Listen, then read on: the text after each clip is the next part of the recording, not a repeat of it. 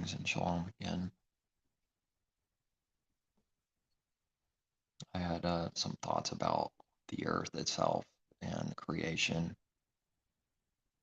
and what many say about what the literal creation is.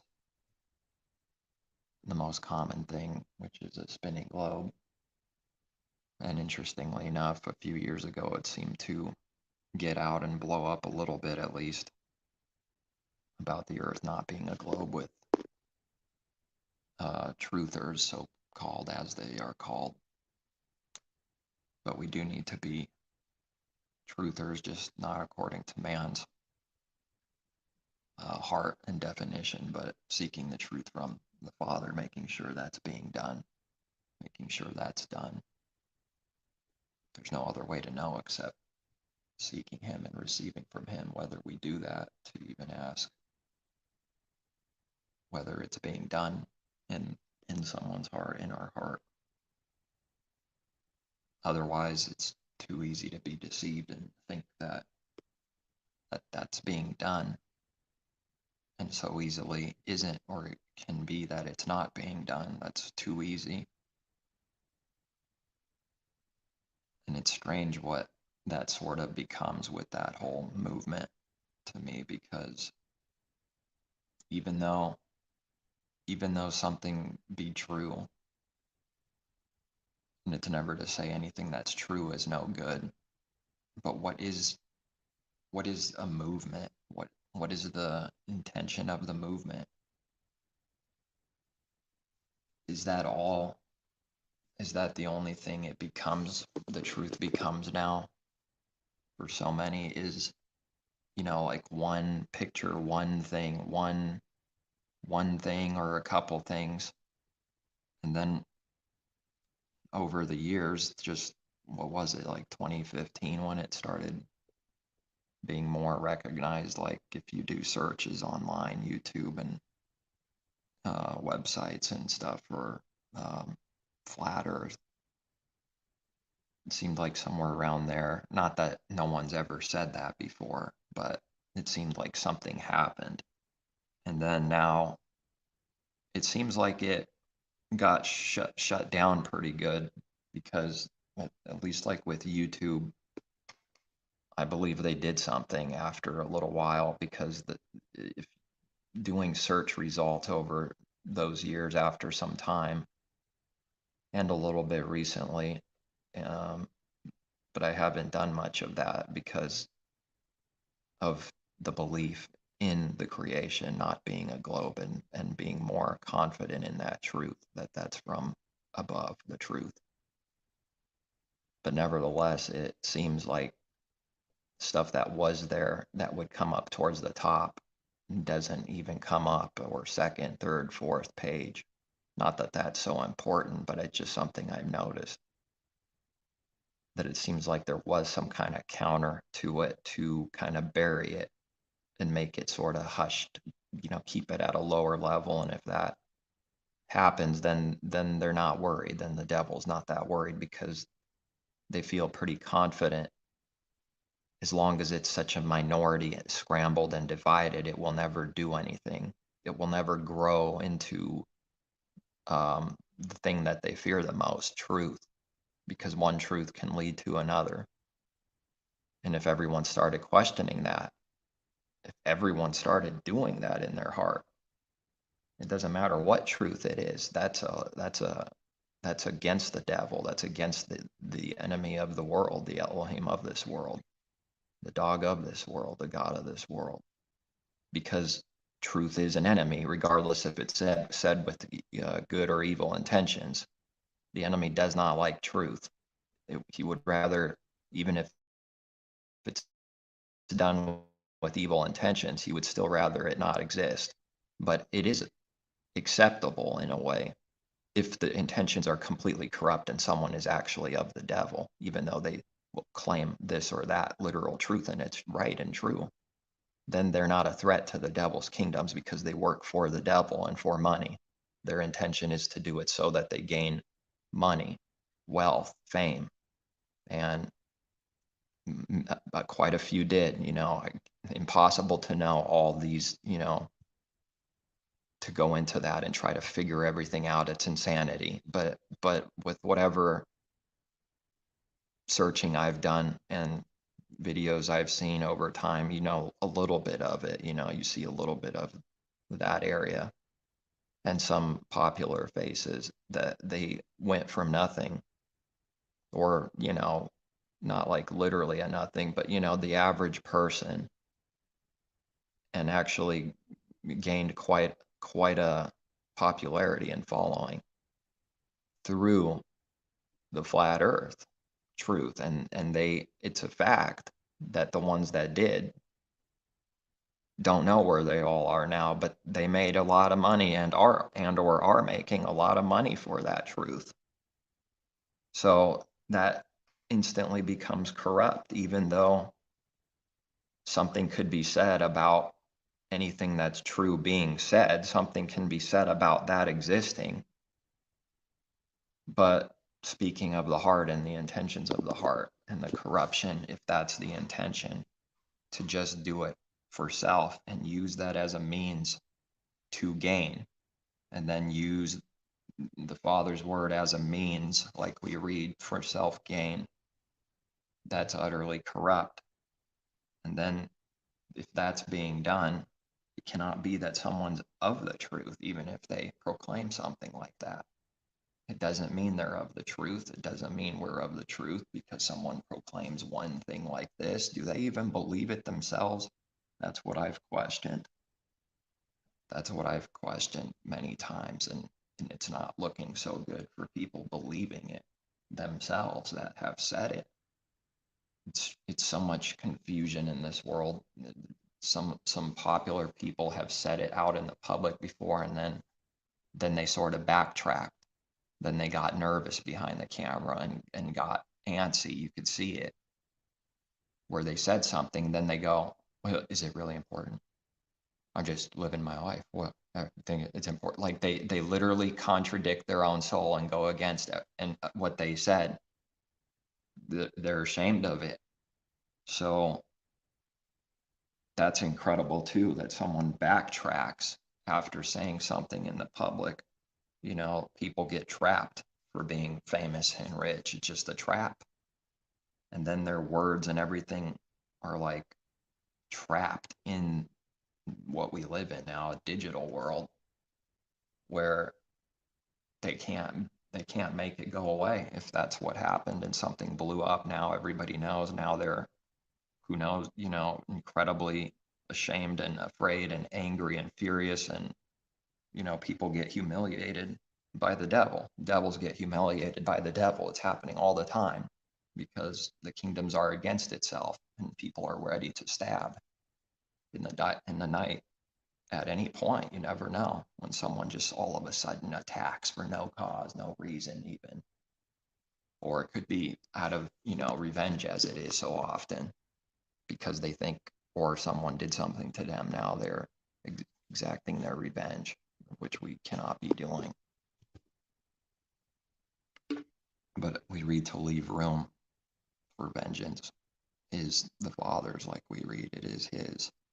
And he must do that. If we repay, we received our reward, which is a punishment in this case.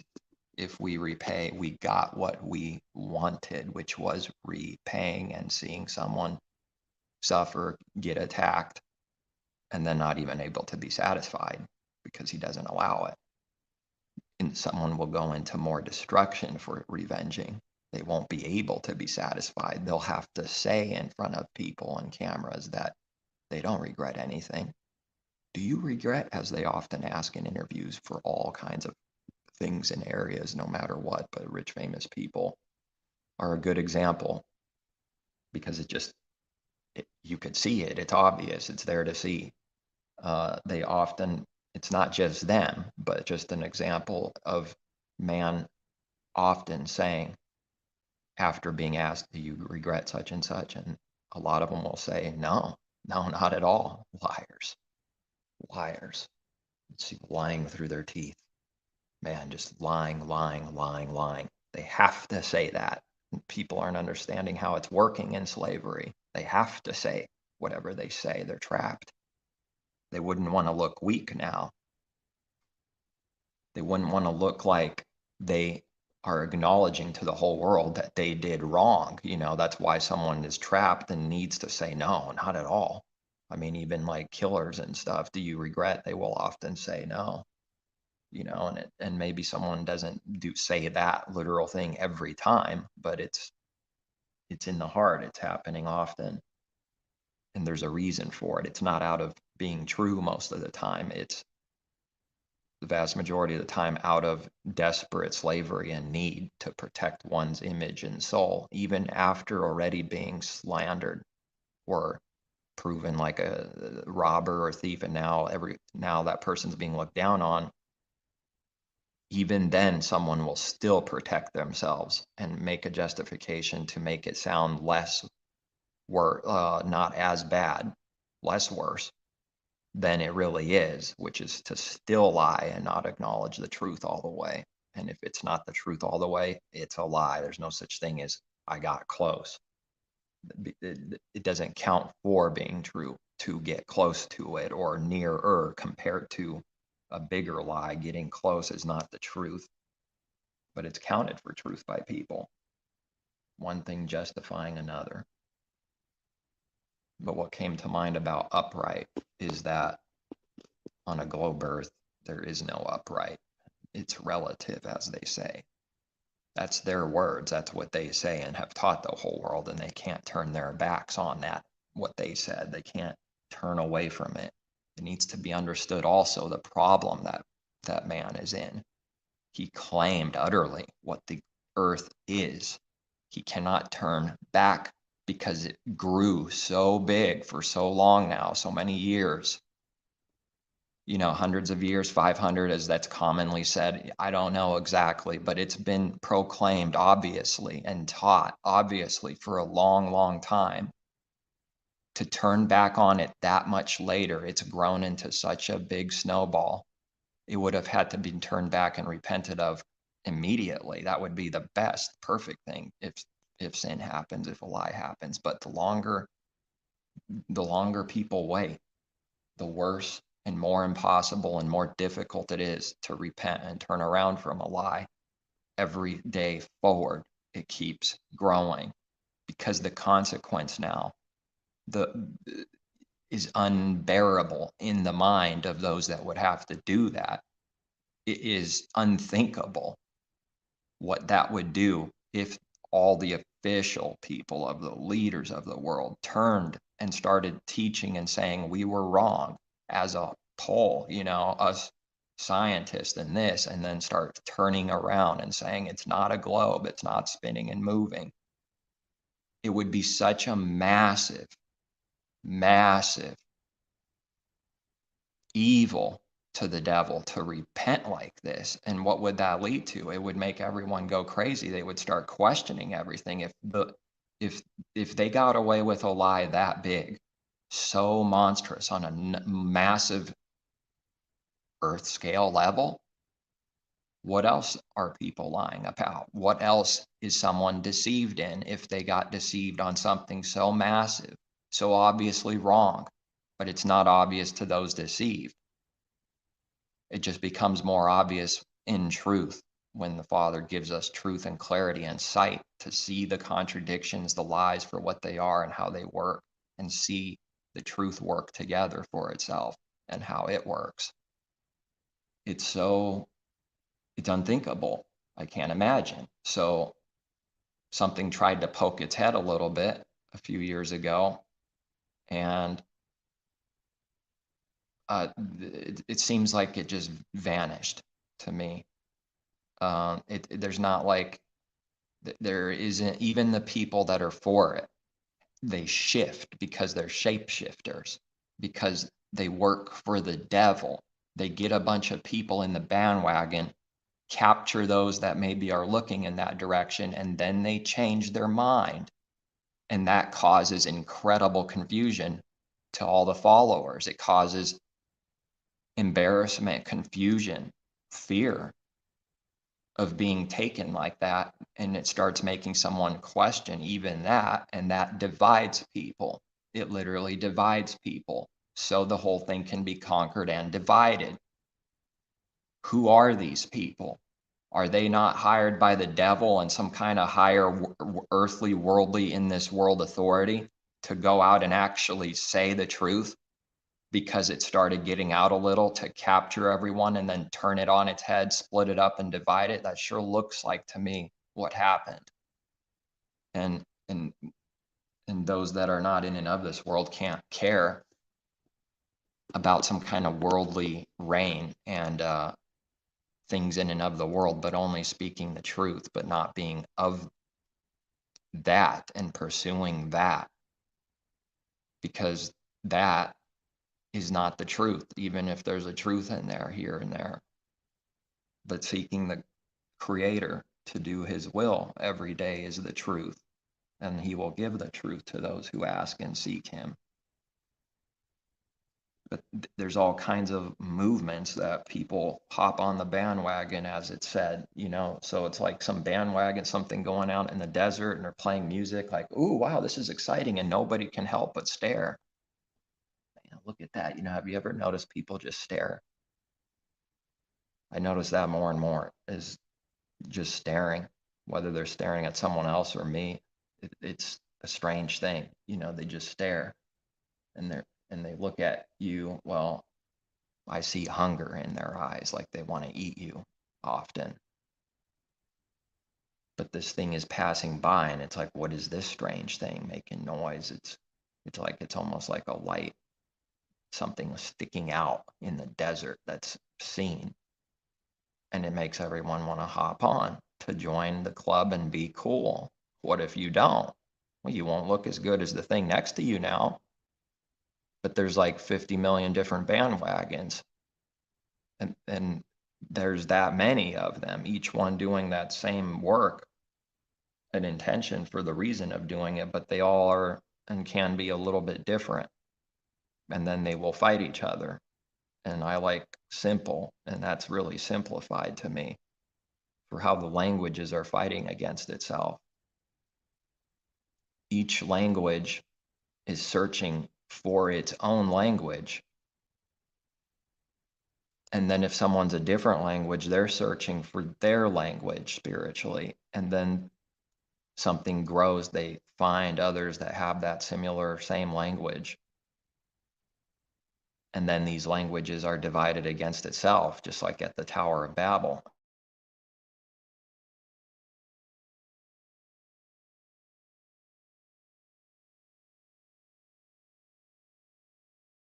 Whether it's one or not, and I don't see any proof.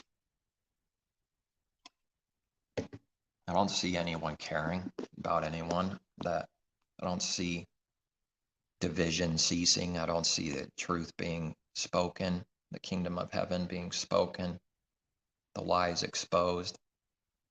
This world is protected.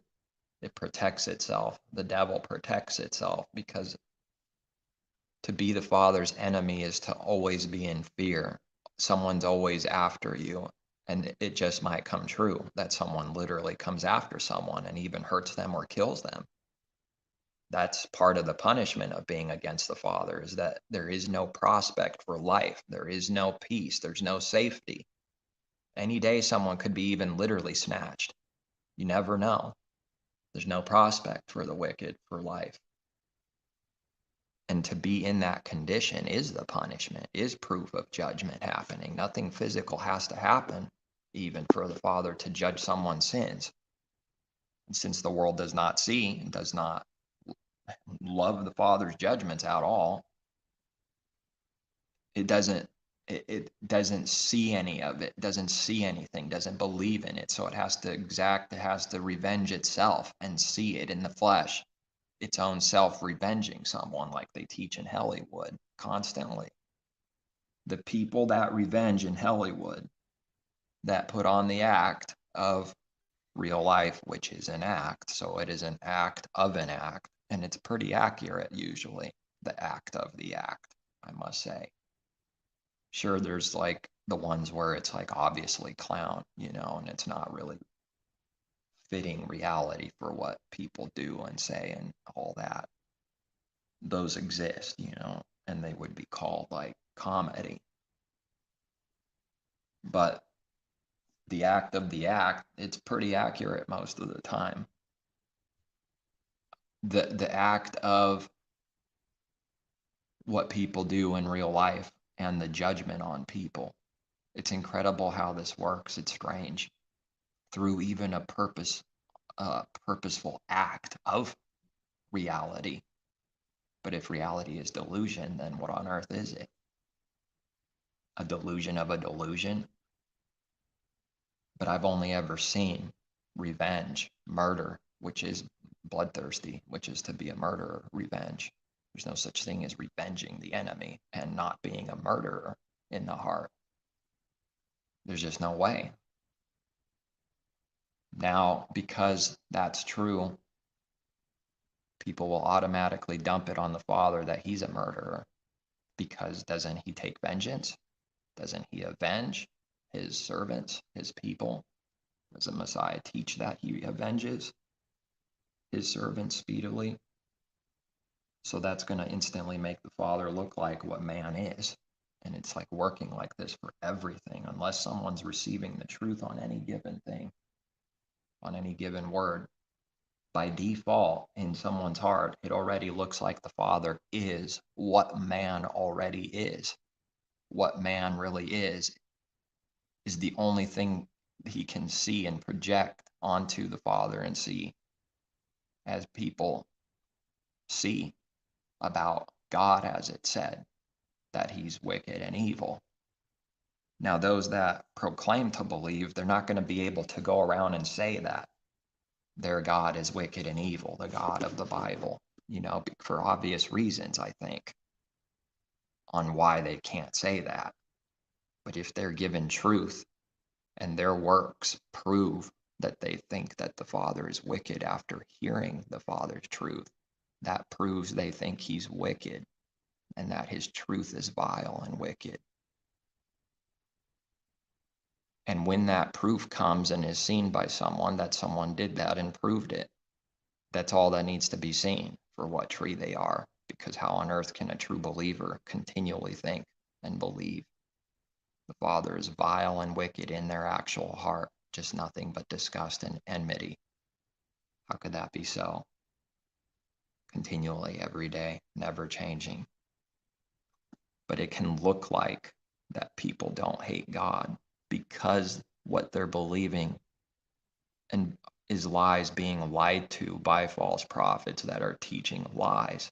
That's how it can look that people love God, that they love the Creator, because they're believing lies in their heart. If they were to receive the truth, they would not be able to love the Creator. They will pour out what they really think and believe in their heart, that he's wicked, he's the devil, and that the true God is the devil, because that's the God of this world. That's the Elohim of this world. That means that is the Elohim of this world. It's people's God. If it's not the Father, then it's the enemy. What else can it be? Because everyone is worshiping things and something. And if it's not the Father, then it's all the sin and idols and through the devil, being held captive by the devil to do his will. Actually, let me see if I can find that, which is the masquerade of doing the Father's will, the true Creator and Elohim of creation, that did not create a contradicting wicked thing that spins and moves and nobody can feel it or even tell. And it would be more than obvious. No one would be on the earth. We'd have all died and been flung off a long time ago. Stick to the simple truth. They can't do it.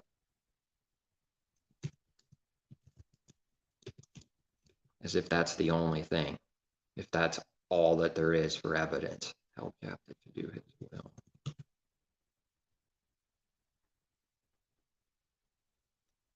There's all kinds of contradictions and problems, and I have found it violent partiality concerning what the earth is by those that proclaim the globe. They will not look at a bunch of certain things if they're brought up. The things that contradict their doctrine, they turn a blind eye to. Once I start seeing that work, something's very, very wrong about what they believe. They don't know for sure if that's the case. How could they believe a lie in their heart? And yet they are somehow, because someone wants to believe a lie. That's a delusion. It's a confusion. It's a contradiction. But there is a difference between believing a lie and believing the lie. It can't actually be believed in someone's heart, because belief is not some fake thing that you say with words. It's connected to truth, reality. It's connected to the Father. It is known. It is true. It is without doubt. And everything lines up with it and doesn't contradict it. But someone cannot actually believe a lie in their heart. But trying to convince oneself is part of the delusion, and believing the lie is putting on the act and deceiving self that the lie is true, wanting to believe the lie. But people don't talk about that because that exposes the heart.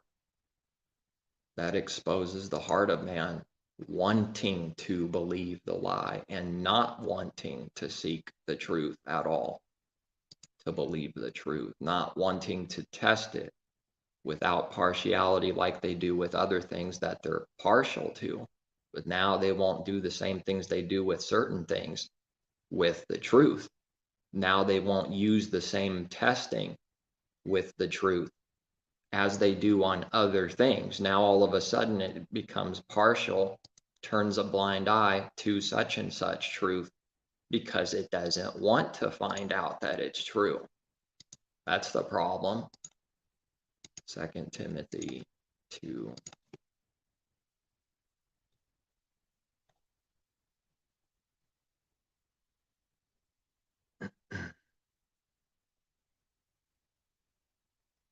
Messiah suffered as an evildoer, didn't he?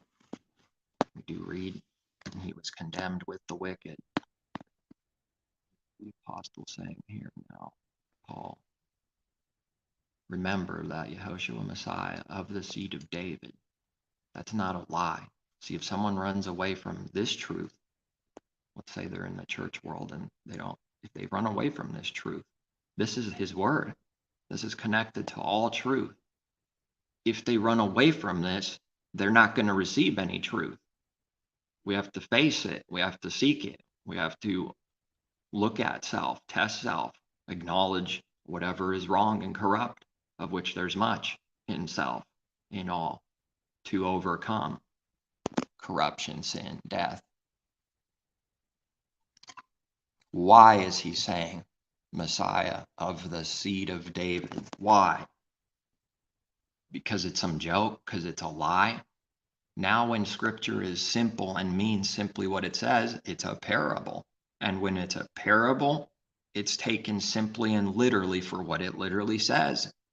It's just backwards. There's plenty of times that his word is simple and right to the point and means what it says. This is one of them.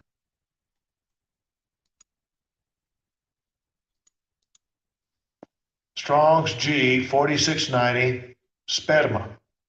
Sperma. Well, there it is. Sperma. The Greek word there behind seed, from which a plant germinates, the seed, the grain or kernel, which contains within itself the germ of the future plants. Well, that sounds a lot like people, right? And other creatures, animals, of the grains of kernels, metaphor, seed, residue, few survivors reserved as the germ of the next generation. Well, that's what the Father's preserving, a few every generation. Many called, few chosen, just as seed is kept from the harvest of sowing. What is this word? Virile, semen, viral, the product of the semen, seed, children, offspring. There it is, family, tribe, posterity, whatever possesses vital force.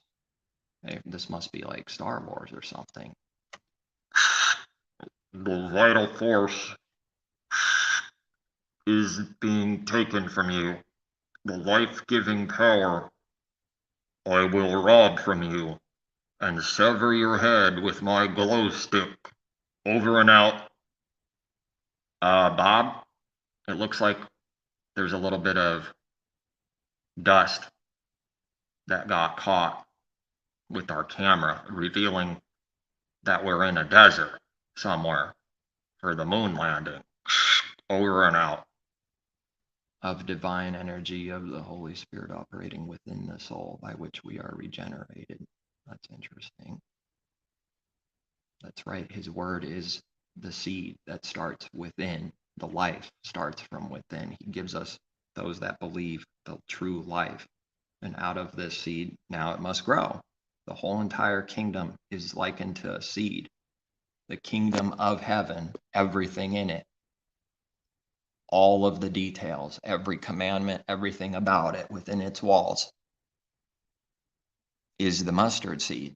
Now that kingdom needs to grow like a tree needs to grow day by day. That means all the branches, all the details of his truth, and the tree itself is the kingdom, the whole entire thing. But now there's many different branches and details, each one needing to grow individually until it becomes what it needs to become finally.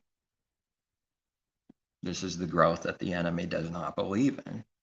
This is the growth that the religion does not actually believe in. It just condemns you for not being perfect instantly. That's the most common thing that people do. Now we have to be careful not to use that truth to justify a sin. See, that's a fine line in the heart that needs to be followed. And they won't be able to believe someone that's doing that because there's nothing to see from their perspective and their sight. If they don't see the Father or they don't see any of his truth, they won't see his works the way they need to see. They'll be blind to the works. Therefore, whatever a believer does, there is no proof that they're a believer to the whole world. And then a believer must press forward anyways, knowing that. So now, is Paul joking or something? Is he being sick? Is he just being a twisted joker? Is this the only scripture in all of his word that teaches Messiahs of the seed of David? Even the enemy knows the answer to that and would say, no, there's more. There's many witnesses. There's prophecy before Messiah was born about this truth. Then they corrupted the truth. Then they turned it into a lie, the truth, with the intentions of their heart and not doing that in reality, because no one can touch the Father's truth. But nevertheless, we have to talk like this because this is the life we live, and people are doing that with their heart. They've turned the truth into a lie. They've turned a massive lie out of this amazing truth that's incredibly important. Anything other than the truth is a lie and is of the anti-Messiah spirit. So what Messiah are they speaking of if it's not the one from the seed of David? What Messiah are they speaking of? Are they not speaking of anti-Messiah spirit? The spirit of error, the spirit of this world, the spirit of the wicked one, and of the spirit and false Messiah that's not from the seed of David. They don't actually believe this, but they will say it casually when darkness passes by and someone says, what do you believe? Do you believe it? Yeah. And then everyone just keeps talking. No. Massive correction needs to be said if someone just casually says a massive lie like that as if it's the truth and everyone goes on. Yeah, I believe in the. Okay, now that's going to be tested. What do you mean by he's from the seed of David? And show us how that's true. How is it meaning that? Why is it said? Why do we read that? What does it mean? What's the substance of it? What's the heart of it? Why? What is your definition? What do you say of that scripture? Why is it so? Tell us how he's from the seed of David. First of all, tell us what that definition is generically for everyone. Now tell us why you don't believe that for Messiah. Trapped.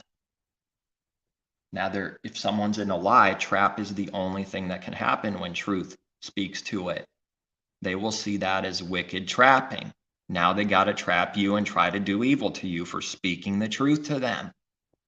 Can't they just imagine for 1 second that this is the only truth that we know when it's given to his people to know the truth, and the truth is spoken? There is nothing else. This is the only truth we know. This is the truth. This is why it said to expose the lie also, that no one's believing this in the religion. Do they actually believe this in their heart? And how simple is it, if someone's honest with themselves, to understand? So what's going on? Is it too complex? Is it too difficult? It's a corrupt heart, because this is not complicated and contradicting and, can't ever be understood naturally, even so simple of a thing. Remember that Yehoshua Messiah of the seed of David was raised from the dead according to my gospel. He's speaking because he was given to share the gospel. He says, my gospel, and it won't be believed by the enemy, because the thing that's happening the most in the world constantly is when someone says mine, it's out of pride. He's not speaking out of pride. There is a way to do this, and it needs to be made sure it can be done, and not just lying to our own self saying we did it because we said the words. That's the corruption. He is able to say my gospel without any pride or belief that it's actually from him, that it's his. He owns it. He came up with it. He doesn't believe any of that. And his other words, preserved, clearly speak that truth, that it's not his truth. He says it's not his truth, just like Messiah said, my word is not mine. And that truth he speaks is not his, but it's given, therefore it's his through being given, but it's not his. The enemy won't be able to believe the one saying that the truth is not ours, because it's the only right true thing when it's being done, and the devil cannot believe any actual truth in its heart. Can't. They won't believe it because we tell them the truth. That's how it's working, because the enemy does not believe truth. It's not partial or 50%. He does not believe truth, period. When it looks like the enemy is believing some kind of truth, and they're not a believer that doesn't believe, it's looking like that because whatever word they're claiming to believe is some kind of lie in their heart for what it means. They don't believe whatever it means. They're believing a lie, making it look like they understand his word and believe it. How deceitful is this? How incredibly deceiving, crafty. Not out of wisdom, but craftiness out of just taking advantage of an image and making yourself look like the truth, sitting right next to the truth to suppress it and cover it. There's a fork in the road in Scripture, and there's a false prophet on every one of them that persuades people to go to the left instead of the right. That's what their job is for. It needs to be seen like that, but it can't be seen unless it's being given to see so in its own time for every believer to be seen. It's not a carnal command like the world constantly does, because everything is happening out of his truth, and that's hard to put into words many times, what that truth is that is being spoken of, how something's working. It's not that it's complicated and confusing like that. It's because it's a spiritual thing constantly, and to try to put it in words often need to give pictures, because it's not looking like that there's a prophet somewhere, a false prophet, and a guard, a soldier at every point guarding and suppressing the truth. But there is. First we see a little, then we see more, and then we see, what does the perfect complete thing look like? A bunch of raging devils that are against the Creator, suppressing truth on purpose willingly every single day, wanting others to believe lies and believing their own lie that they're helping others while they know they're not. It's pretty deceitful and confusing when someone believes their own lie more and more.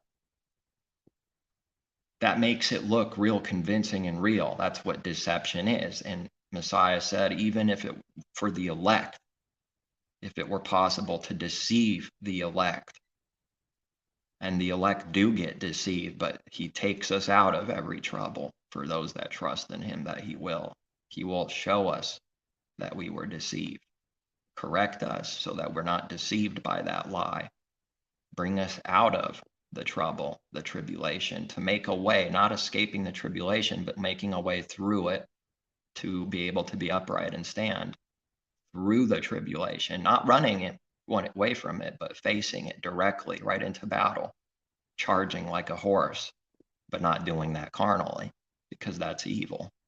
And the horse is just a brute beast that wants to run. It doesn't comprehend. It doesn't have understanding.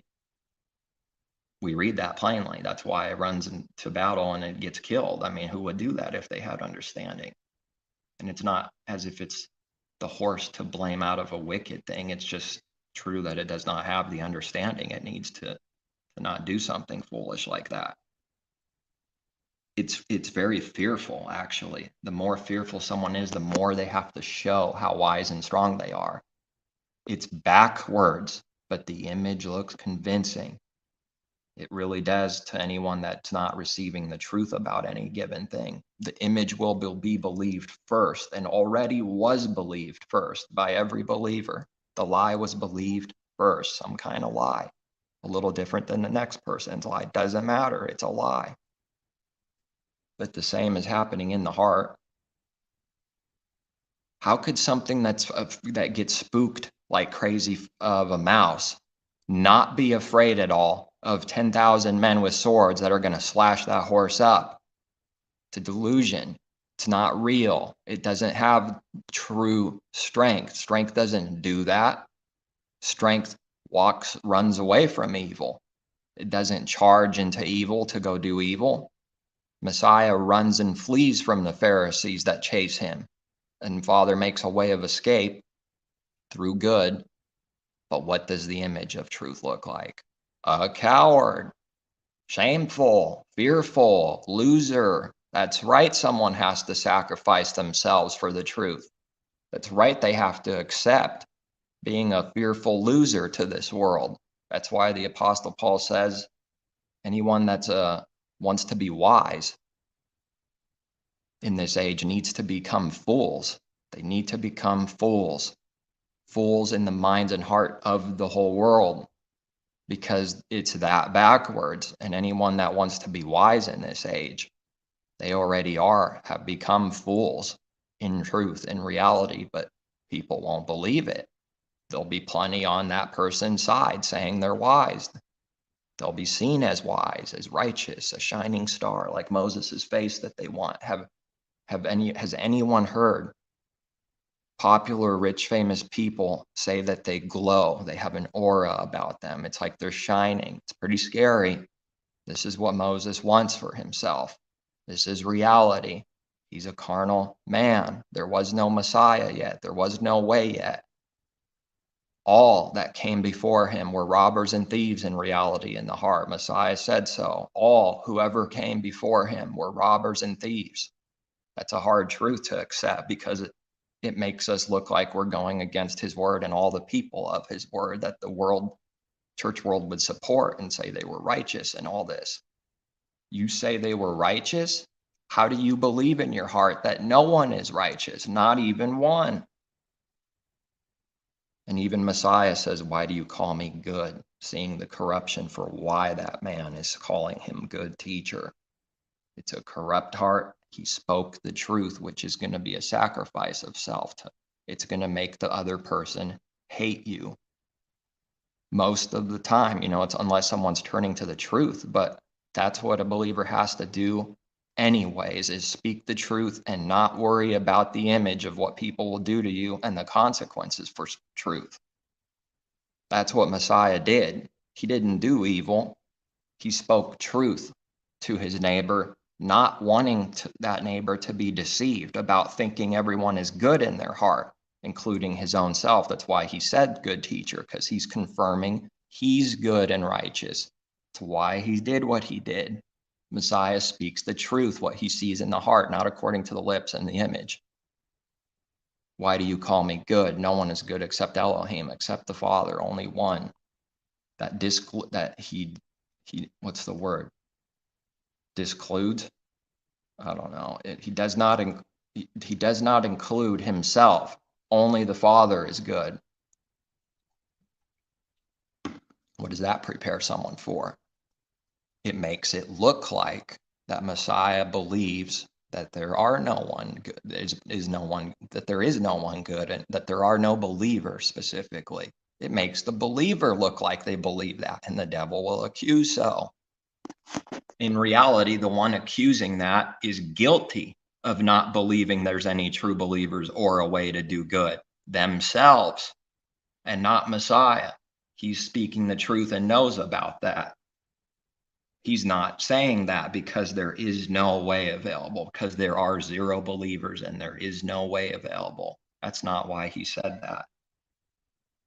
He said that strictly because no one is good, not even one of self, that the man believes he is, and that's why he called Messiah good teacher. Now I will add that right there, those verses also have been corrupted by the critical text with that version. There's a change there also with Messiah's words again. And it's not surprising me anymore, but it's really gross. It's really corrupt. That also makes it sound like his word is corrupt. And that's all I ever see is people trying to prove his word is corrupt, trying to say it's not corrupt, and no one's believing, save a few. It's coming out of already believing in all corruption and perversion. All we see first in the beginning of belief, before belief especially. But what does a baby know when it's born? It's pretty much the same, but now it has belief, which is very good. Can't condemn the baby for being zero. Now it needs to become 1, 2, 3, 4. It can only learn as it's able, as the Father allows, according to his word, and not more or less. Always needing to balance that in the heart for others, while still speaking the truth and correcting if it's needed, for the other person's sake, for the other believer's sake also, especially.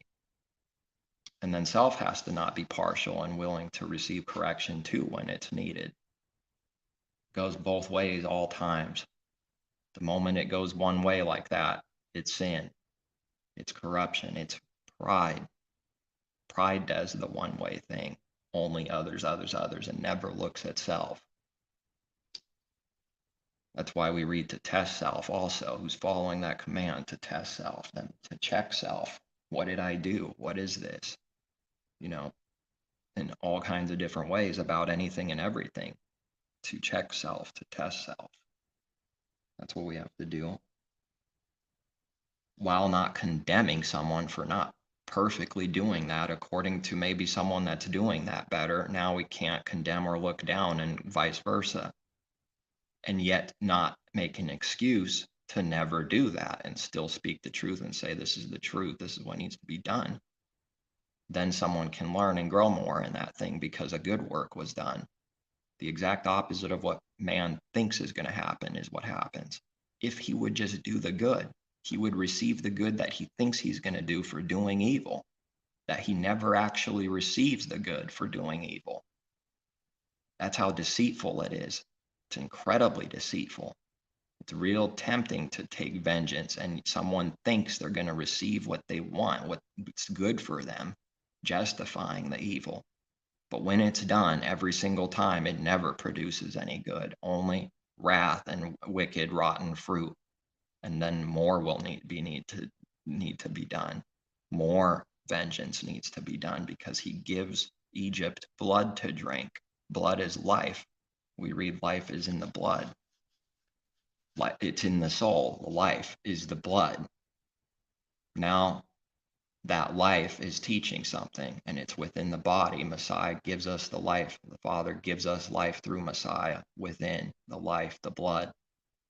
Messiah sacrifices himself, his blood, his life for others. That's the believer's path. That's the Father's way. What is there to sacrifice? The Father's life, the good? No, that needs to grow. It's sacrificing our old man self. Now that man is carnal and no good from the beginning, this provides a way for something to be able to be sacrificed. See, everything is working so perfectly with the Father's plan for all things. It's so knit together, working one thing for another, for another, for another. It's too mind-boggling to comprehend the fullness of that. Who can do that? Yet we do need to receive whatever is meant to be received, or whatever we can receive and understand from him, and not say it's not possible, like many do, to excuse themselves from receiving and learning the truth. They'll say it's not possible in their heart. We can't do that. Without that blood, someone dies, starts dying if it's being spilled. So how many times does a believer get murdered by others, and people are getting murdered left and right, but he's able to revive, to keep alive our soul from death, revive us from the Sheol, the grave, as the world calls hell, constantly taking us out of hell. Confused church world. It's that, see, when something's a lie, their own doctrine goes against its own doctrine. Praise the Father for that being true, that there is nothing under the sun that could be a lie that isn't hypocritical and condemning and exposing its own self. Because so many don't see it, it doesn't mean it's not working like this. It's for those that have eyes to see only. The rest are blinded until the end. They're not seeing how that's true. We can't go by what the world sees for truth. It won't see for real. It literally is in confusion and doesn't see the truth. We can't go by the majority and what the world says. That's how people work. They will naturally, first thing they will do many times is use the majority to try to prove their lie being true. That's corrupt. That's corrupt. That's not righteous discernment and judgment. That's not seeking truth from above. So his truth is so against the world that it will put a pressure on every believer to believe it. That's also sacrificing self. And until more understanding is given to any believer, they're doing more sacrificing of self than they can even comprehend or think of until it's given. We don't even know. That's how he moves his people in spirit, to just start becoming without even realizing until a little more understanding is given, of which it is needed. And then when more understanding is given, then more can be done. Then more of that good work can be done and seen and understood. That's also a proof that he's doing something, working in any believer in spirit, is saying in the heart and doing in the heart things that you didn't even know was in his word, and you start lining up with it and find out about it a little later.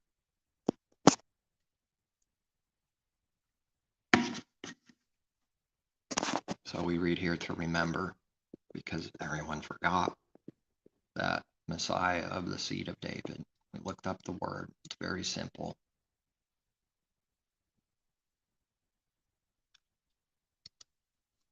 There is no way out for the lie. It's trapped, and it needs to be that way. It is that way. That's how it is. The truth does not contradict. It is not against itself. There is no way out of this. From the lie's perspective, it's trapped because it doesn't believe in its heart that Messiah is from the seed of David and raised from the dead according to my gospel, for which I suffer trouble as an evildoer. This is the way of believers, to suffer as an evildoer. But we do read elsewhere to make sure that we're, how is it worded, being punished by the world because of doing good and not because of doing evil. There's a discernment that needs to be seen because they look similar for an image, pretty similar, same. It's what the devil does, copies the image of the truth and sells a lie in the heart. The wicked man will say, he suffers tribulation, and he will make himself out to be righteous for all his suffering. He's suffering for doing evil, not righteousness. Massive difference. Messiah suffered for doing righteousness as an evildoer by the world. Tribulation because of doing good. Same as his people start becoming, same as Paul, that he suffers trouble as an evildoer, even to the point of chains. But the word of Elohim is not chained. It's not actually chained. Now people will be offended of him because only evildoers are in chains, and they fled from him, save a very few in the end. Try imagining that for one's own soul and life, that's how it ended. That's quite some trouble. That everyone left in the most time of need, comfort, strength, that there was no one there save just very few. And that's enough. That few is enough. But it's not many. People won't be there for you. They'll flee and be offended and don't want to be attached to the image of anything that makes their image look bad. They are saving their soul every day of their life, constantly, only working out of saving its own soul. For saving its soul, it's being destroyed inside. In reality, it's dying in depression and anxiety, maybe going even insane, literally insane. You never know how bad it could get for the Father's judgments on sin for anyone, which is something to fear, his judgments, because he will judge without partiality. He must not be partial. That's going to look like evil first before it ever becomes good in our heart. It's going to look evil to a believer first because it looks like he doesn't care, because care in this world is being wicked partial. Partiality is care to this world. This is a lie. This is corruption. Care doesn't make itself look like it cares and does a wicked work from the heart of partiality. But if someone does what's right, it's going to often look like you don't care. It looks like the Father doesn't care by being without partiality. What's the parable where Messiah is seen as evil? And he says, are you being evil because I'm good? Or how is that worded? They see evil through him being good to others because they want partiality shown to them. Corrupt favor. As if the Father's actually doing some kind of evil to all his people when he's not.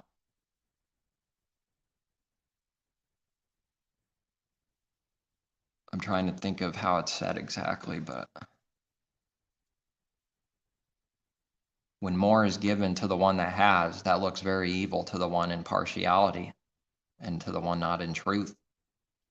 How could you give to the one that has? And they say about the parable of the man receiving more talents, more works from the Father, more spiritual money and riches.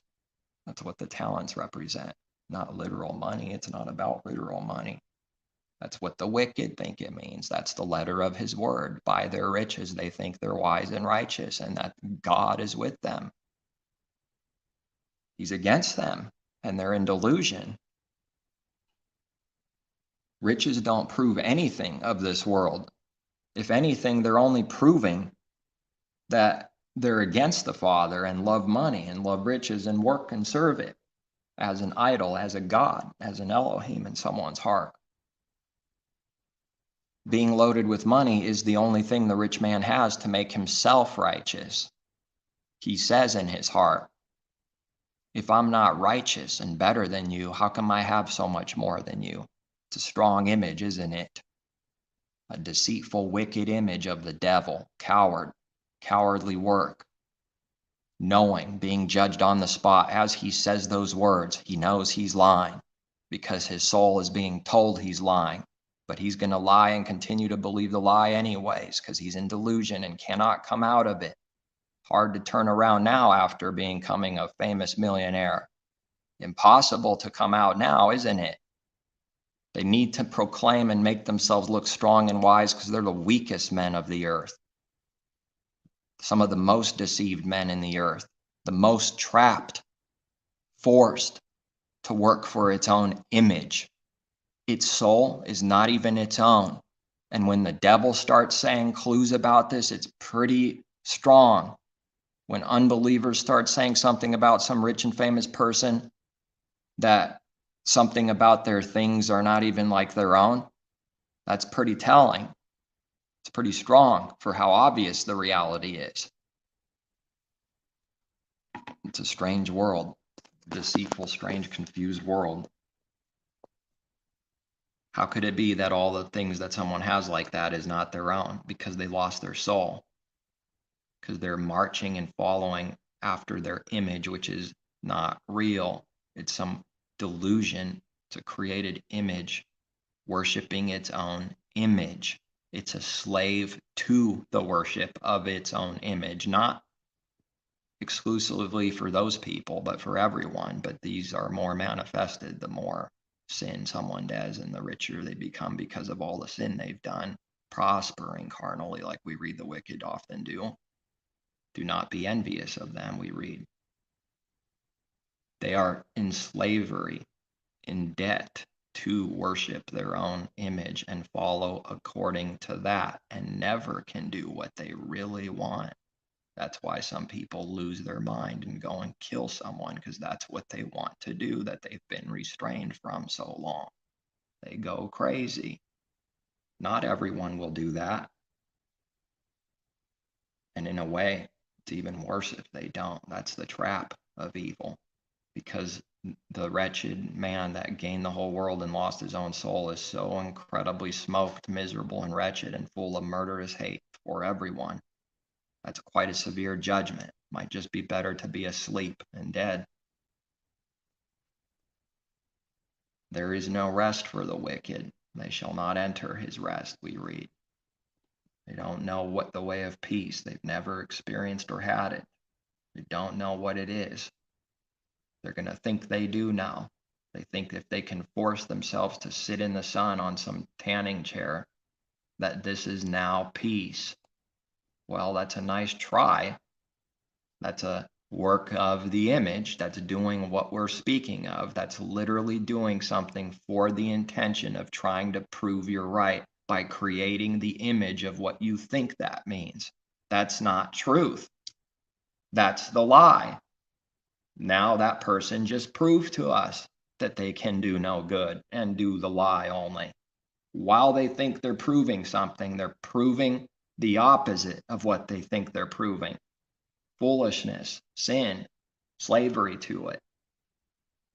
The moment someone says, I'll show you, I'll prove you wrong, is the moment that whole entire thing is sin from that moment forward. Whatever they think they're proving now, they're proving they're doing evil in reality. And people won't believe it. The world believes the image. It believes the image of the beast. And as long as someone keeps teaching in the church world that it's coming someday with the intention and meaning of it doesn't exist, it's not true now, it has nothing to do with now in this life, how on earth are they're suppressing and guarding the truth from people. They'll never see it. They are going to turn around like the soldier wants them to do and not die in Messiah, to go into the grave with him, to die with him. And to die with him is to live with him. So then we read, if we die with him, it's a sure thing that we will live with him already now and to come, because the pattern will be as it was for Messiah, even though the devil kills Messiah physically, earthly, naturally, kills him, his body, himself, dying.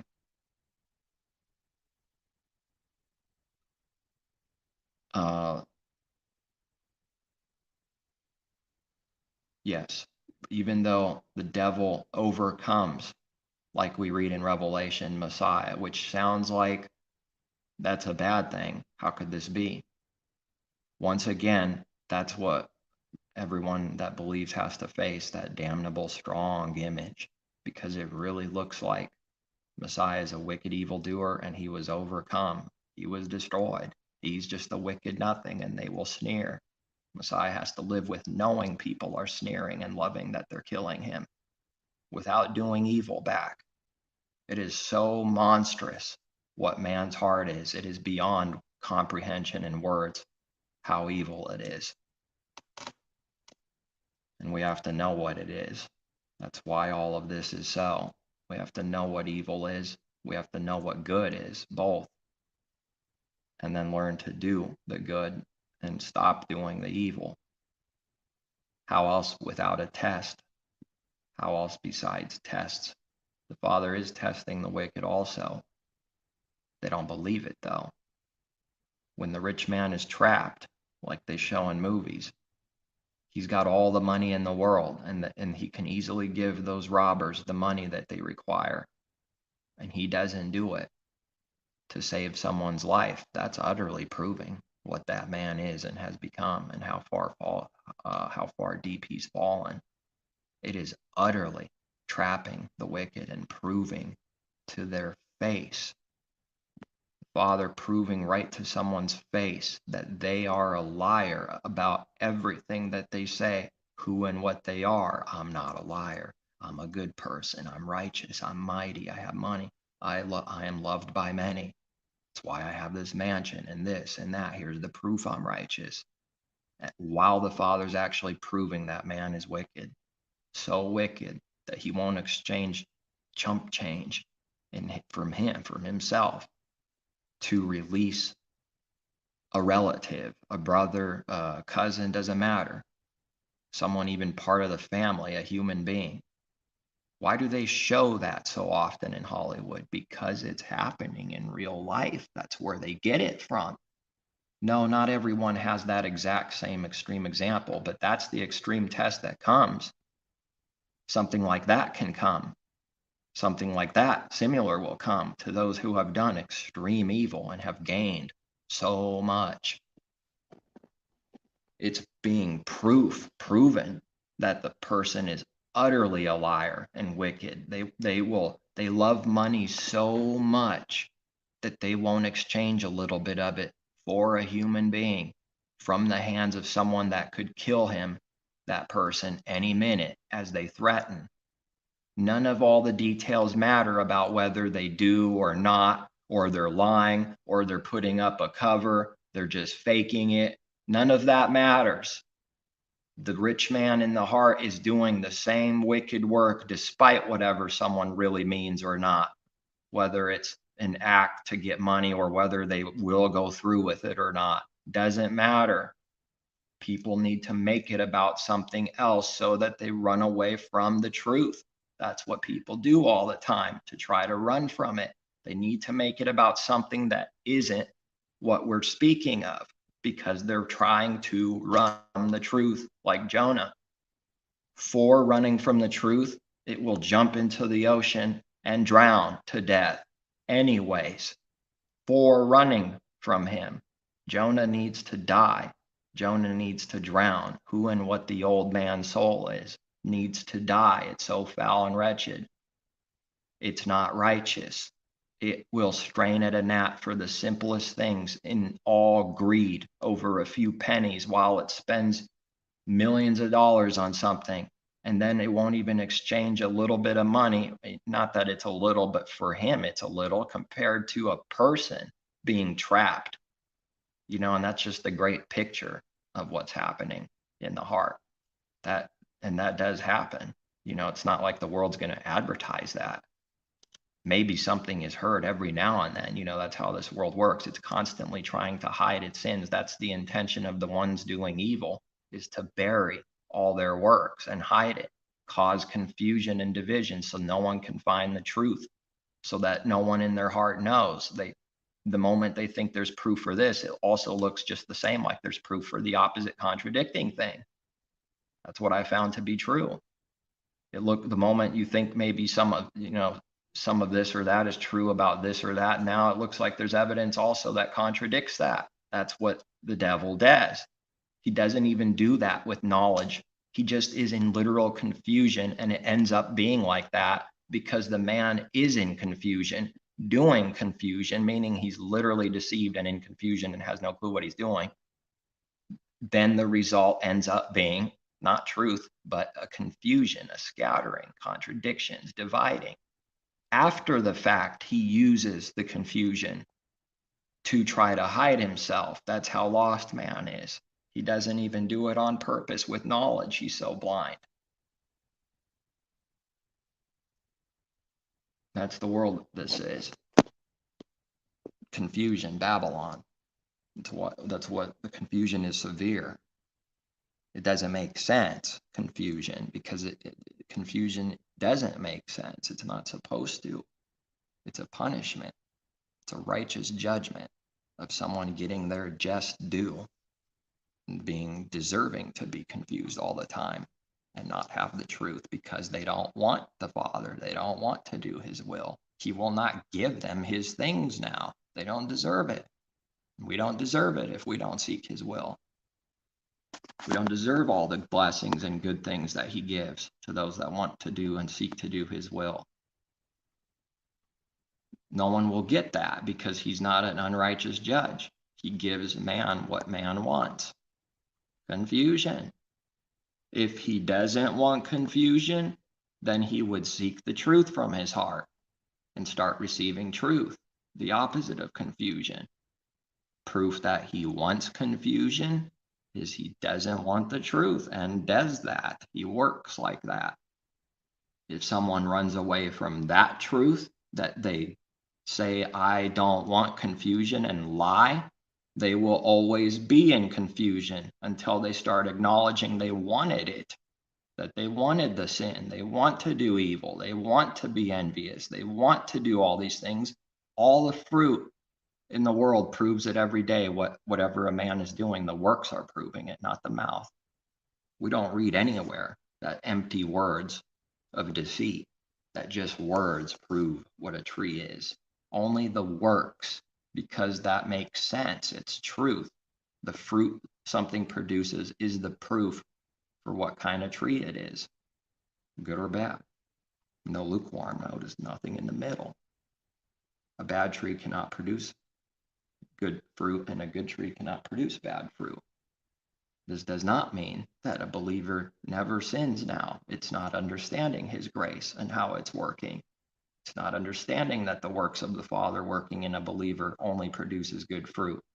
While more of the old man that dies, that's under his grace, that's being forgiven and covered, not canceling out any other word that we need to repent every time we sin, is being covered, and he's not seeing the old man that's wretched and needs to be buried and dead, and covering us with his righteousness, his sacrifice through Messiah that was taught from the beginning with Adam and Eve. Adam and Eve's covering only looks like the Father's covering on the outside. The Father's covering forgives sin. It changes someone within so that it doesn't haunt them what they've done in the past. And it does not mean a believer will never sin again. It's nonsense, but that's all that man can think that means. And he won't be honest about it. Or he'll go to the other extreme and teach that no one can sin now.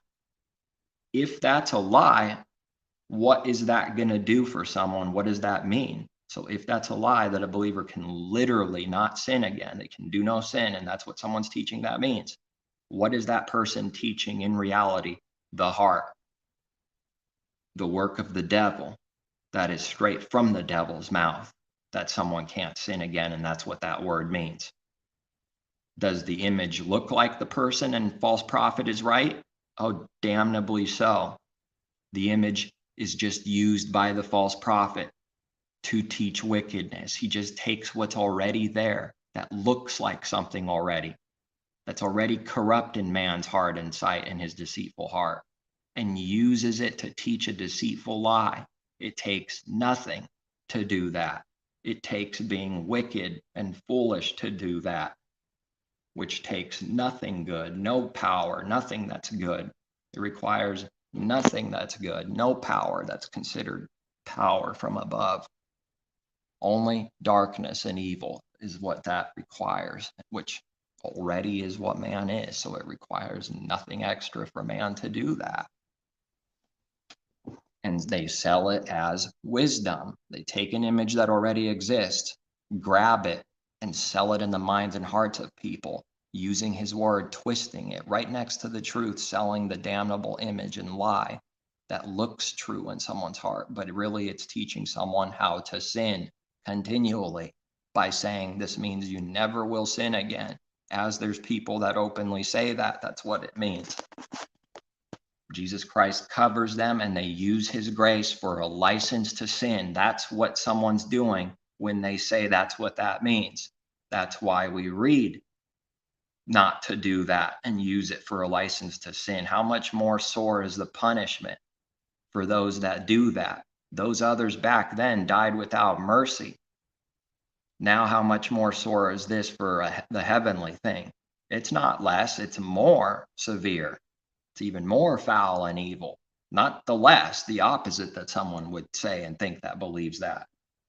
Pretty important what someone believes. If someone's heart believes that they can't sin, they will do nothing but sin continually. There's nothing to repent now. So in reality, someone sins today and tomorrow, but they have the doctrine of I can't sin. That covers their sin in their mind. That's their covering of Adam and Eve. They use that word to cover their nakedness so that they don't receive the true covering by acknowledging their nakedness in their heart and that they're sinners. If man acknowledges his sin, the Father gives the true covering because he's not wicked. He doesn't require someone to do what they're not able to do, and yet we have to still do what's right and seek the truth anyways. He doesn't condemn a 5-year-old for not being able to drive a car, and the devil does not understand what grace is, does not understand what mercy and love is. How can he? He's the devil. He doesn't understand any of this forgiveness that the Father gives. He doesn't believe in what forgiveness is. He doesn't believe it.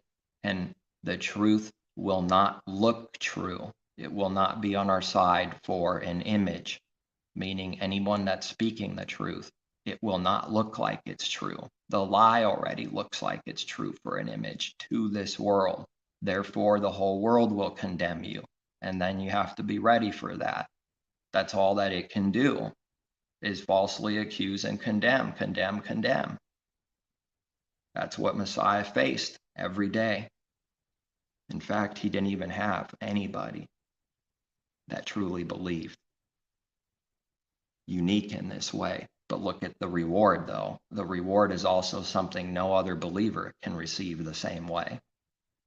The suffering was more severe and didn't even have one companion that truly understood and believed and was a true brother, because even the disciples at the time did not receive the Spirit yet until after Messiah was risen. So during his life, he didn't have anyone that truly believed, and he knew it. He was all alone, and yet he has the Father with him. And if the Father can do the most extreme thing, literally the most extreme thing possible through Messiah, then he can do anything less than that. And less is not being set out of evil, but he can do someone that has one or two believers that they know. He can do the lesser thing if he can do the most extreme. If Messiah overcame the most extreme, that no one will ever receive exactly like that, and yet we do receive and must receive the same way. But there is something a little different about it, being even more extreme, something special about him. He also received the reward of being the head of the whole entire world. So he received a great reward for that severe suffering. So that's what believers need to believe, is the truth, that there's reward now and to come, and that what good is being done is never in vain. We read that because we believe it's in vain first.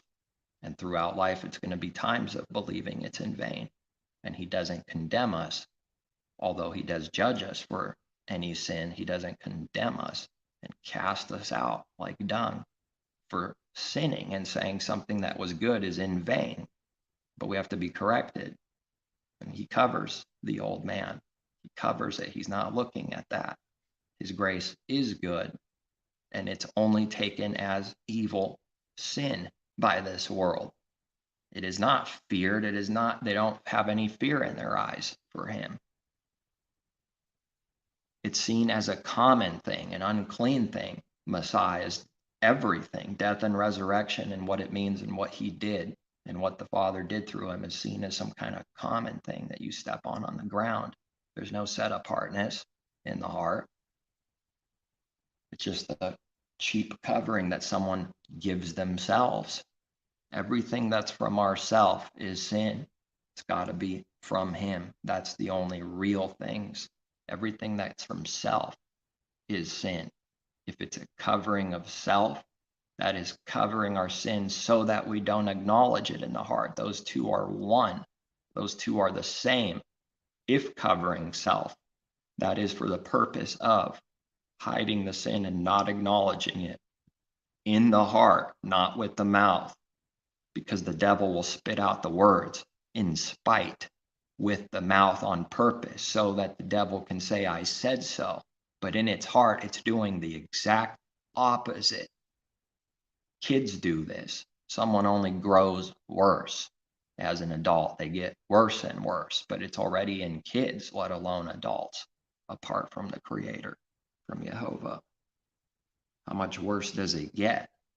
Someone learns how to cover themselves better as they grow up. They learn how to act better. They learn how to put on the image and clothes better. This is called maturing and growing up to this world. Everything is corrupt. I just received a verse right now at 6 o'clock here. Let's see what it is. Verse of the day.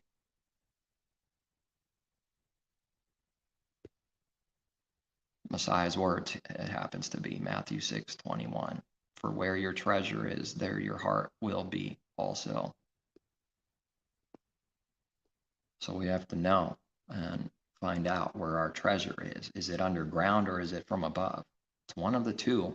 It's not somewhere in some middle. That's not the earth, not the heavens, not the sky, not the earth in the middle. Is it underground? Is it on the earth? Or is it from above? Wherever someone's treasure actually is, what their heart values and believes is treasure in their heart, wherever that treasure is, that's where their heart is also. And if it's the dirt, its heart is in the dirt, carnal, earthly, worshiping the earthly things and not the heavenly, not seeking the heavenly things, the kingdom of heaven. So that's the work that no one will appreciate. As a believer has to test self to see where your heart is, because it's the easiest thing in the world to say, yeah, my heart's in heaven. There, that's how easy that was. Yeah, but now the Father's going to test me for saying that if I claim that. Now, if anyone claims something, anything, that's going to be tested by him. Meaning things are going to happen in life that will bring out those words that a man says about himself and prove whether they are true or false. And a believer has to be proven that they're true. But an unbeliever is always going to be proven a liar and that they're false what they say good about themselves. It's going to be proven whether that's what that really is. Rich man says that he's righteous. That's going to be proven. You know, it reminds me of something where someone's doing testing of products and it's in the bottle, this or that, claim something. There's a lot of different channels that do that. And it claims whatever it claims, millions of products that claim something. And then they go, we're going to test that. We're going to test that. If only they did this for real with the heart about truth and not only do the image of it, which is testing some carnal product to see if it carnally does what it carnally claims. It's a lot of carnal there. It's just the image of righteousness, but that's what people will say, man, this person's righteous, this person's fair, this is a breath of fresh air, and something could be said about that. lowly thing. That's not what doing that means, though. That's not what that is. That's not doing that for real. That's not it. That doesn't prove anything with the heart. How does that prove anything? So we read a bottle and then test it and see, okay, this thing quenches my thirst. Well, let me test that. I test it, I drink it, and yeah, it seems like it quenches my thirst. What's that going to do for us? But something that gets quenched from above, our spiritual thirst, that's going to do something. That's going to be something that means something and is valuable, is seeking the kingdom. And that's the only way to receive water and food that someone needs, or else they're dying. They're in hunger. They're perishing. And hunger, natural hunger, teaches the spiritual in that you don't die instantly, but you're on the way perishing. So we need food, and we're supposed to believe that he will give it and not complain like they did in the desert constantly. That's why we read them example. They're examples for us, for our admonition. It wasn't for their admonition. It was a parable against them until Messiah came. The law was the purpose of the law is a guide to Messiah, through Messiah, of which there was no Messiah. There was nothing that entered the heart until Messiah. How evil does this truth sound after hearing what someone already believes and what the world has proclaimed for so long? It is completely against the world. I'd be worried if there's any truth that isn't against the majority of what the world says. I'd be a little worried. Now we have to not do something on purpose to just be against the world. No, we have to seek the truth, and then that truth will happen to be against the world, and then we have to be okay with it. There's a difference there. Instead of doing something on purpose to get the result of a bunch of people being against us, that's corrupt, that's evil. What's the difference between the two for what someone can see with their literal eyes? Nothing. There's nothing to see. Discernment requires spiritual discernment to see what someone's doing and what they say, what they do with their heart. There's nothing to see. There's no proof to see anything. The moment someone thinks righteousness is just to be seen by men, that's of the devil. Done. Messiah says all their works. How much? All their works are done to be seen by men. That's the intention for which they do everything they do. Wow, that sums up a whole lot. And yet the Father's word is so big, and that sums up pretty much everything, that one word Messiah spoke. All their works they do is to be seen by men. That's utter corruption. It's of the devil. They do things that the carnal mind does that can only comprehend natural, brute, beastly, carnal things, earthly things, for other eyes, carnal eyes, to see them as righteous. That can come in all kinds of ways. It was like the liquid death yesterday. They do something. We give 10% to murder plastic because of the aluminum can we sell it in. That's their righteousness right there. They want other people to see that they're righteous. That's why they do it. Who can believe it? Someone actually think that they're doing it out of a good heart and that they're worried about plastic? Yes.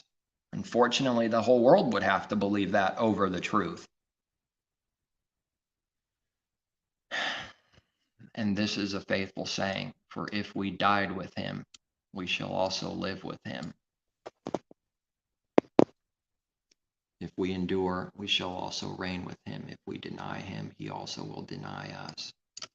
If we are faithless, he remains faithful. The sun doesn't change because someone's doing evil. Sun doesn't change because someone got in a car wreck and makes it look like it doesn't care about those people in a car wreck.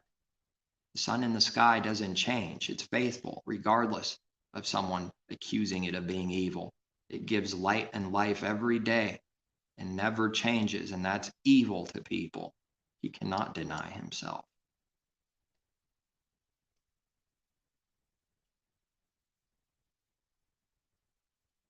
Back to the seed of David.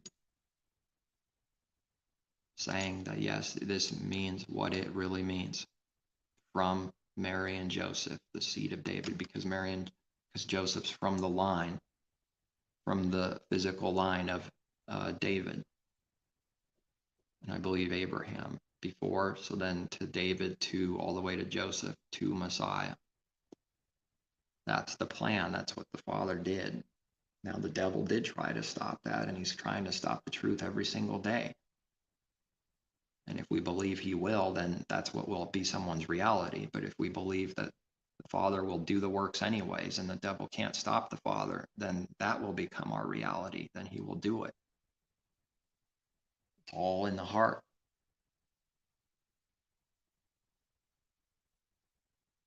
I endure all things for the sake of the elect. That's what Messiah did, that they also may obtain the salvation which is in Messiah, Yehoshua, with age abiding glory.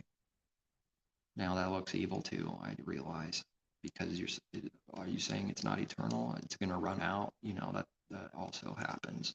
No, it's just that we have to speak truth. Eternal means no beginning or end. And with that definition, this is corrupt then. It's a corrupt translation of a word, not that his word is corrupt. Same with Messiah's name. His word's not corrupt because translators don't care about the truth. And it's been right in front of forever, for how long that the Strong's has been around anyways. Seems like we have more in a way than any other generations of the past. And yet the world's getting worse, more available. It's not as if the Father hasn't done anything good. We look at the word itself, and like you never hear it. Whoever heard it in church? No one ever looks. They have Strongs in their living room for decades. People that go to church, they use it sometimes. Some never use it, which it's not to judge. It's just true. They just have it and it's there, and they never use it, or they use it a little, or some use it a lot. And yet, when it comes to certain things, there's partiality. Now they don't use it at a base level. Yehovah is salvation. They say that's what Jesus means. Well, it's mixed. Yes, Messiah's name does mean this, but there's corruption in here. It's mixed. This is confusion. So this is, see how evil protects itself, because now I say this is a lie, but it's not a lie, and yet it's a lie. There's some rightly dividing to do here, but it is a lie because it's not the absolute truth. And yet this is the truth. Messiah's name means the Father's name is salvation. See, that's confusion. Every time an evil work is done, this is the confusion that comes out of it, because it's like that. Yes and no, straddling the lukewarm, whichever one you feel like. Yes and no protect someone in their mind, because they could say yes or no whenever they want. See how that works? See how that works? For evil, for confusion, for justifying, for protecting one's soul. Because someone could say it's a lie, and they could say it's not a lie whenever they want, because it's a mixed thing. It's got a little bit of both in it. It's the devil's work. That's what all sin is. That's sin.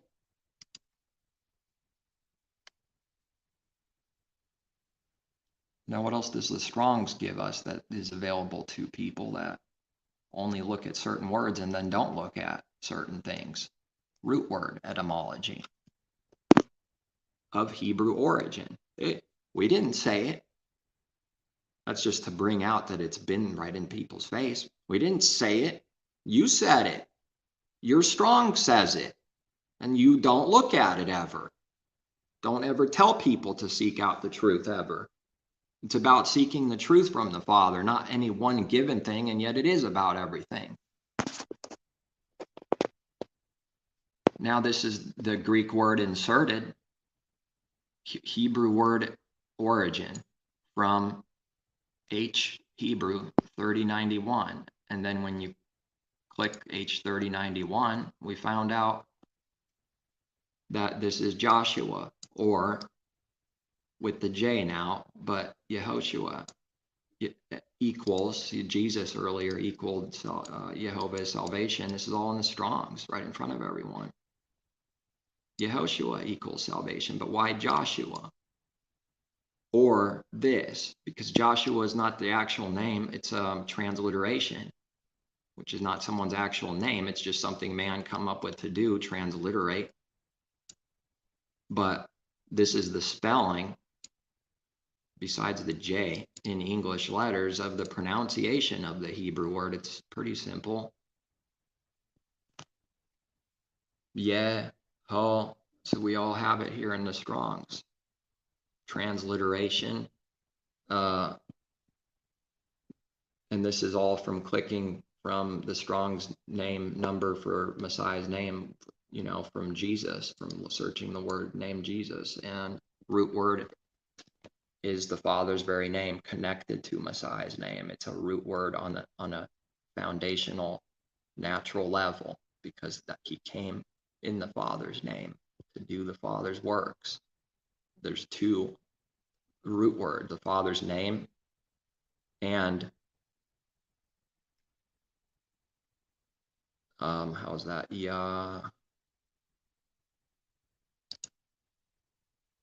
Yasha, which is to save, to be saved, delivered. It's translated as save 149 times, Savior. So it's actually used in his word.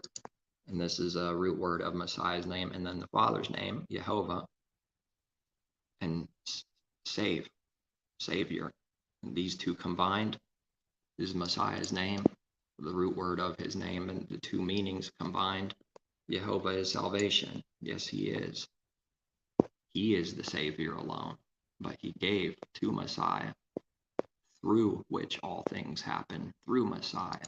But the Father is the only actual Savior, because Messiah didn't save himself.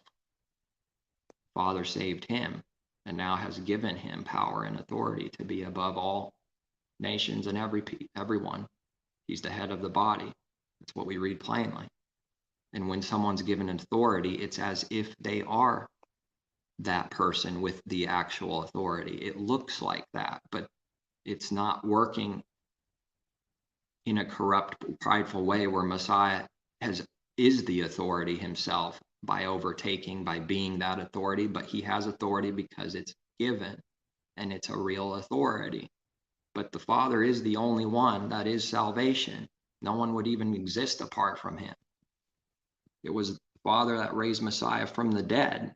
And if he didn't, it wouldn't have happened. But the Father gave Messiah authority in all things of the kingdom of heaven, and to be the head of the body and be the head of all peoples. That's a lot of authority.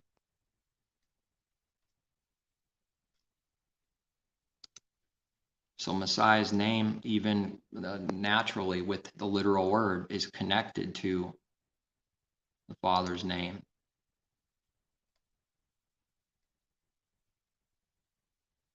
Where was that? G2424.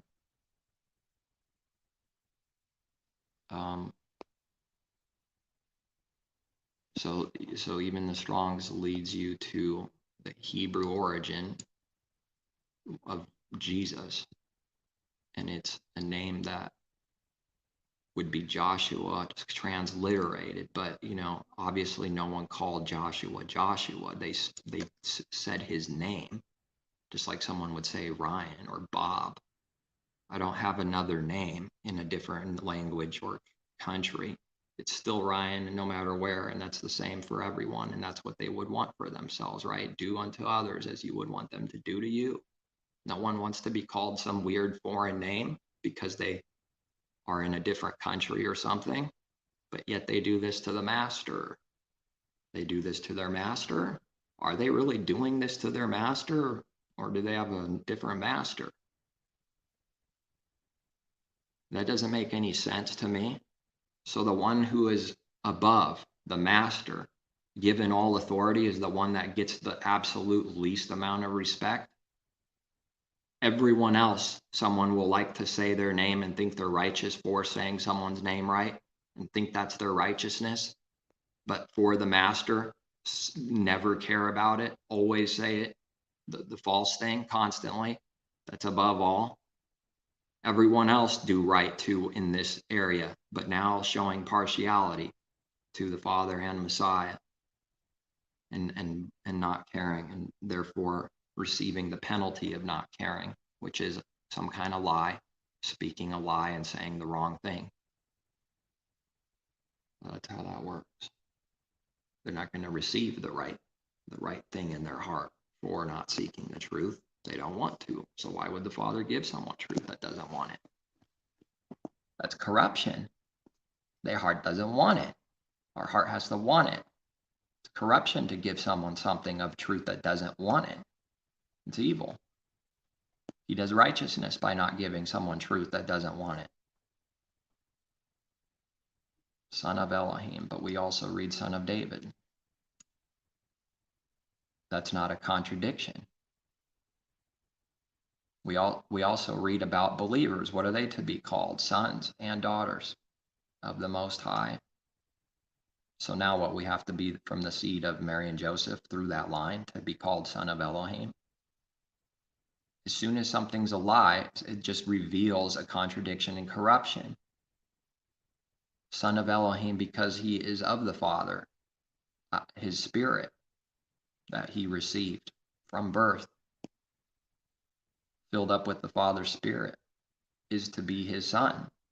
That's the gift of the new covenant in Messiah, is to receive the Father's Spirit, the set-apart Spirit, Holy Spirit.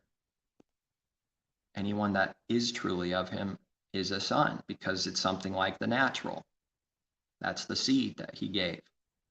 Now that baby needs to grow.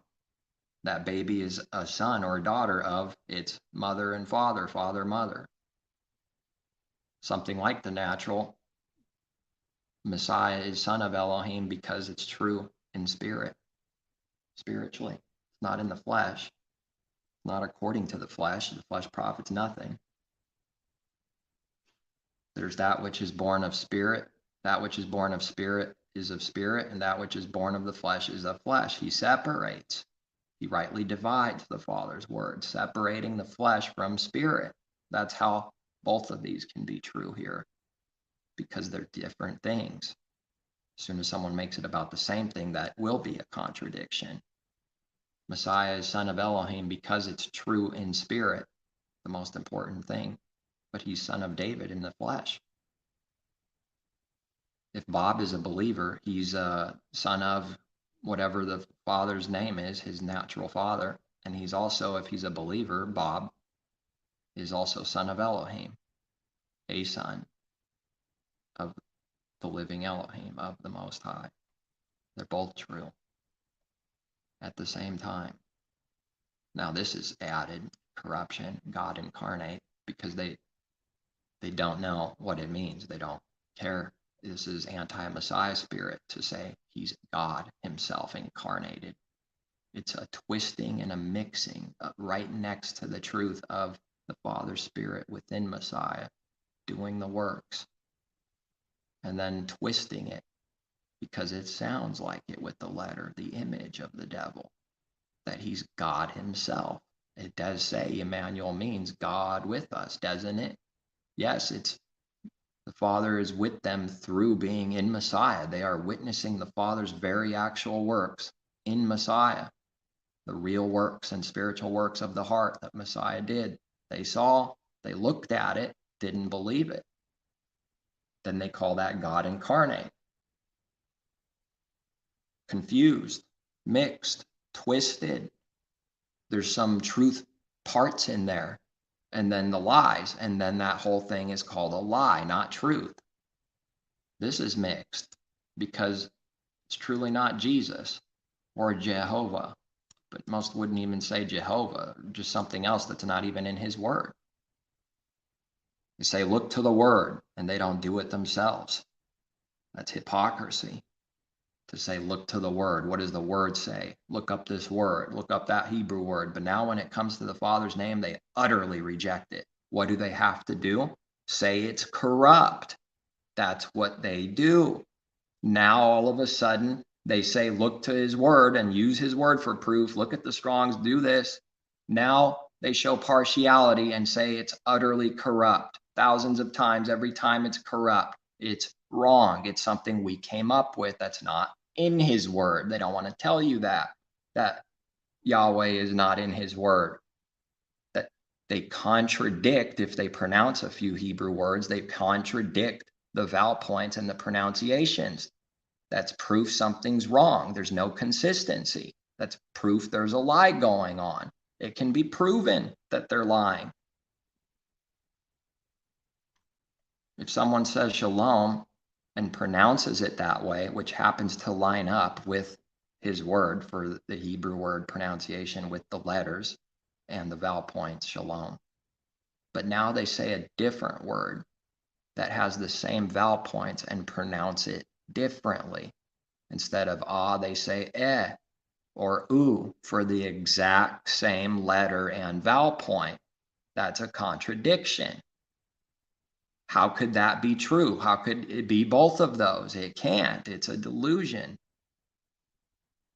It's a simple thing. Simplicity in Messiah.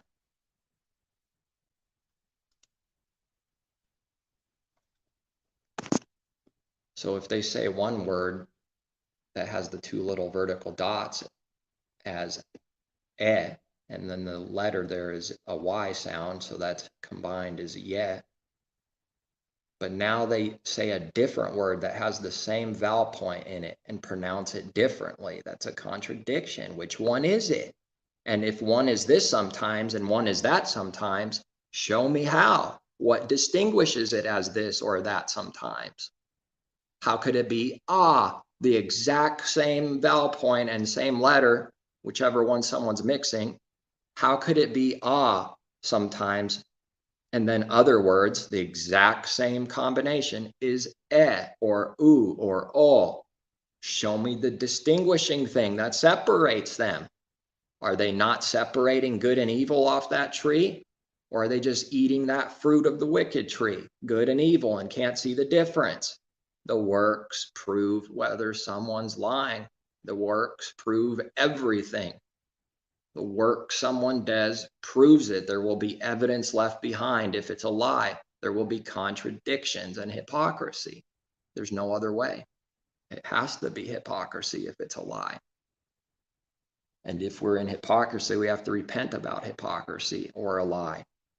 But there will be hypocrisy in the lie, contradiction, even on a base level with his word, like what we're doing here to teach the heavenly thing for how the heart's working. Now someone's going to try to make it about the literal names and maybe say you're some kind of ruthless Hitler or something, commanding, controlling someone to do something because they don't want to see what this is about. This is so much greater than just the literal word somewhere and saying one literal word right. That's not what the point, the message is. That's not what the meaning for the heart is. And yet, if someone doesn't care about the smallest things, how will they do anything greater? Messiah taught that. Don't they believe in Messiah that taught that? If you love me, keep my command. Keep the commandments. That's a command. We have his word laid out. It's a command that if we don't care and are not doing the small things, the little things, we are also absolutely not doing the biggest things either. If we're doing the small things, we're absolutely starting to do the bigger things. That's the way at which works through. He won't allow it any other way. That's his word. He's not going to break his word. That's a judgment. That's his word. That's prophecy every day. That goes out for all people, that if we don't do the small things and care about them to do them and find them out, we are already never going to do anything bigger, but someone will be lying and making it look like they do bigger things. They're not, if they're not doing the small things.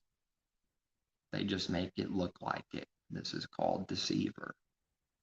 This is called false prophet, false leader that just is in it for themselves. They don't actually care about the truth in their heart. They've got something else going on in their mind. Lust, money, more lust. the lust for money is a lust too. It's not just what someone would think that naturally is, but it is that too. It's not love, it's the other L word, lust. The devil lusts to do evil. Lust is a draw. It's a strong, wicked, corrupt draw to do something corrupt. Any sin, the draw of it is lust.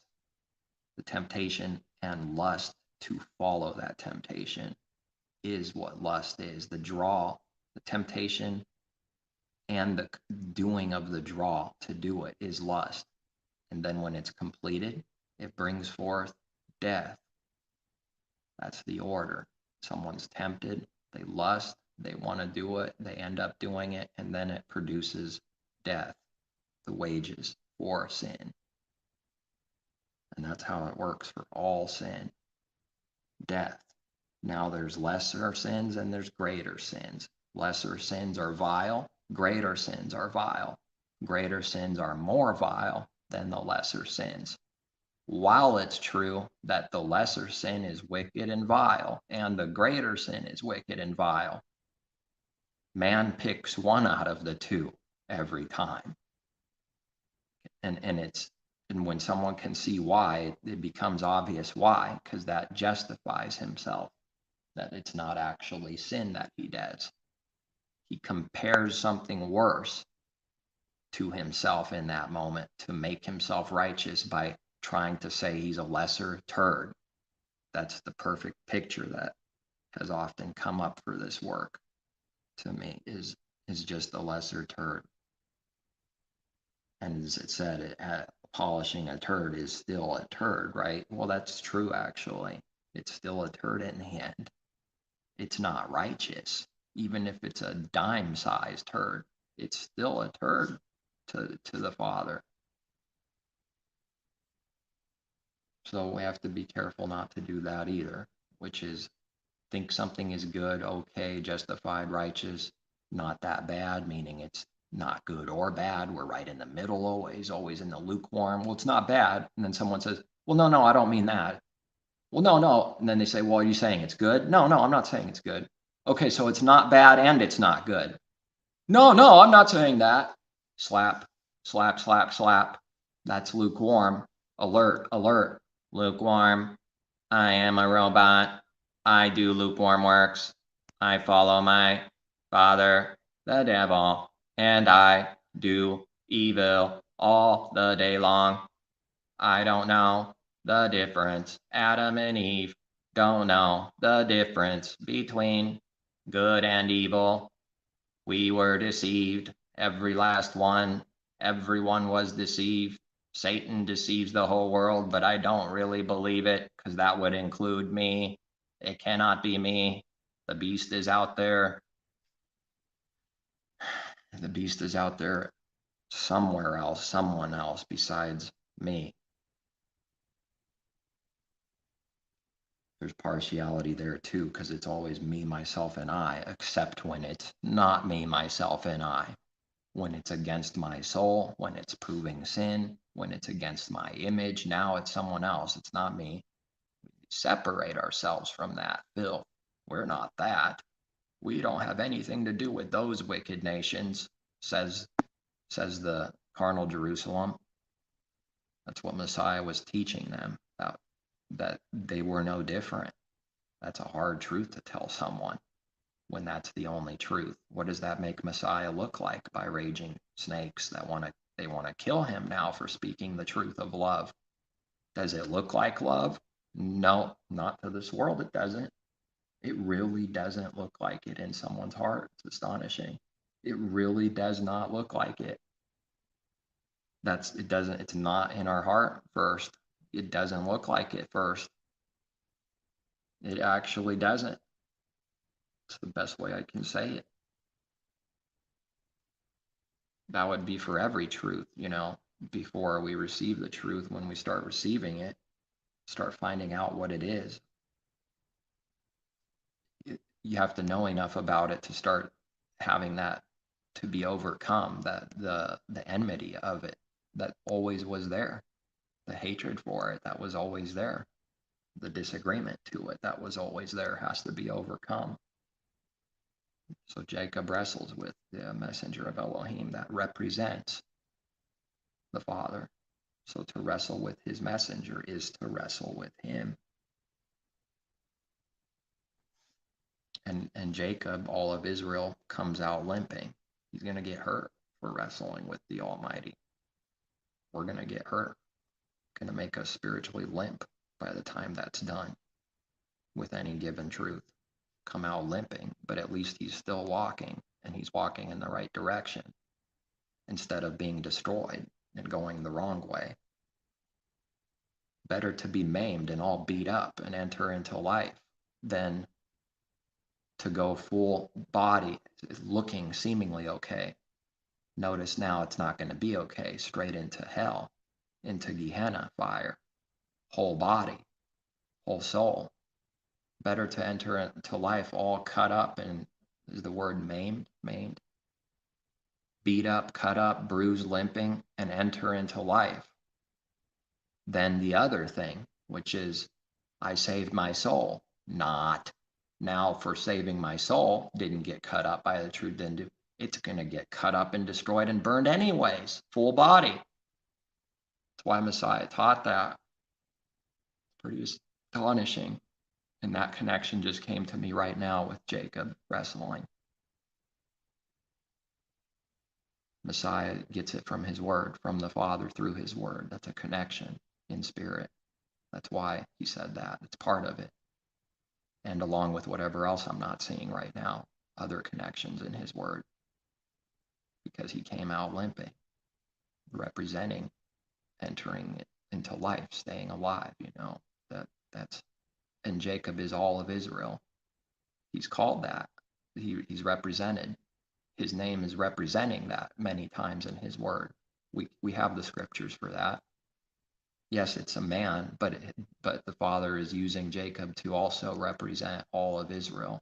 All of his people are called Jacob. So now it's not in the flesh, the kingdom, it's the spiritual seed of Abraham. But that's not real to this world. It's not real to someone that can't see it, but it's very real. It's a connection because the Father is the connection. And the promises of old continue to be a connection that he keeps. Now, just because most people don't believe, this somehow means the Father doesn't keep his promises. Well, it looks like that because most people don't believe. It really dangerously, damnably so looks like that. It's hard fighting against the image. It's beyond frustrating. We have to trust in him to cut up and destroy those temples and images and blasphemous images of Caesar's face in our temple. They want their face in you. They want you to think about them out of corruption, not life, not good. Because now there needs to be a rightly dividing. There is a good way to think of someone.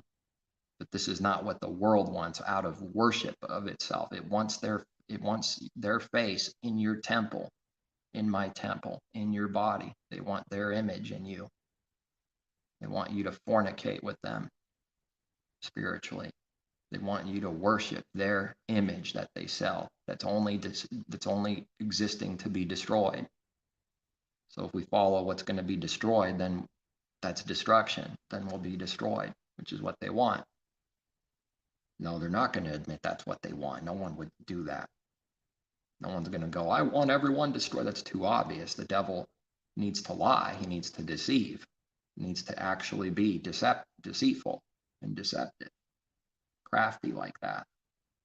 Concerning evil, they are wise to do evil.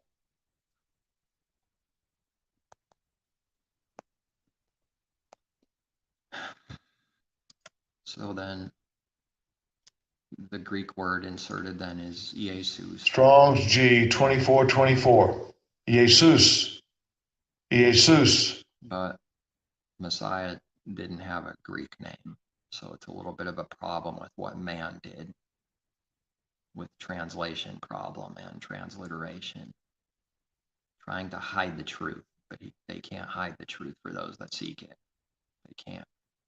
Because the Father is able to reveal anything and everything because he remains faithful.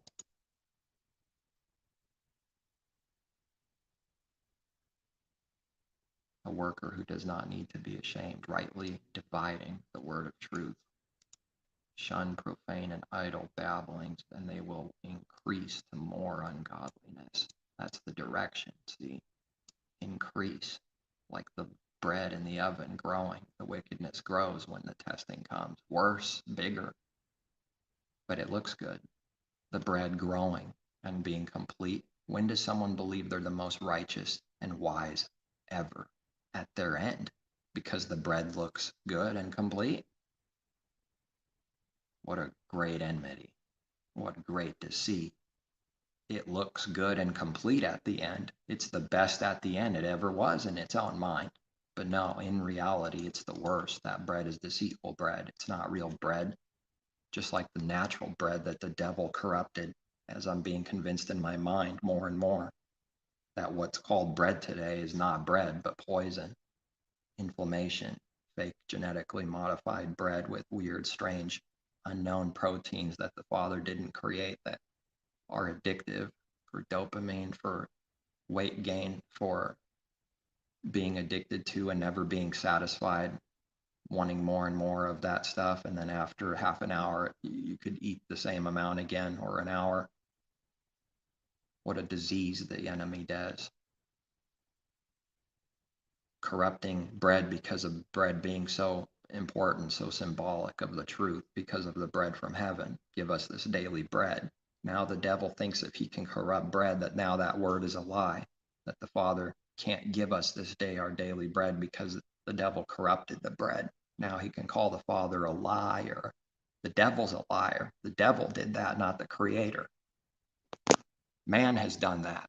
Man has corrupted it for profit, and then lies and says the world can't be fed unless we do this genetically modified thing. What a trap the world's in. Let it be in its trap.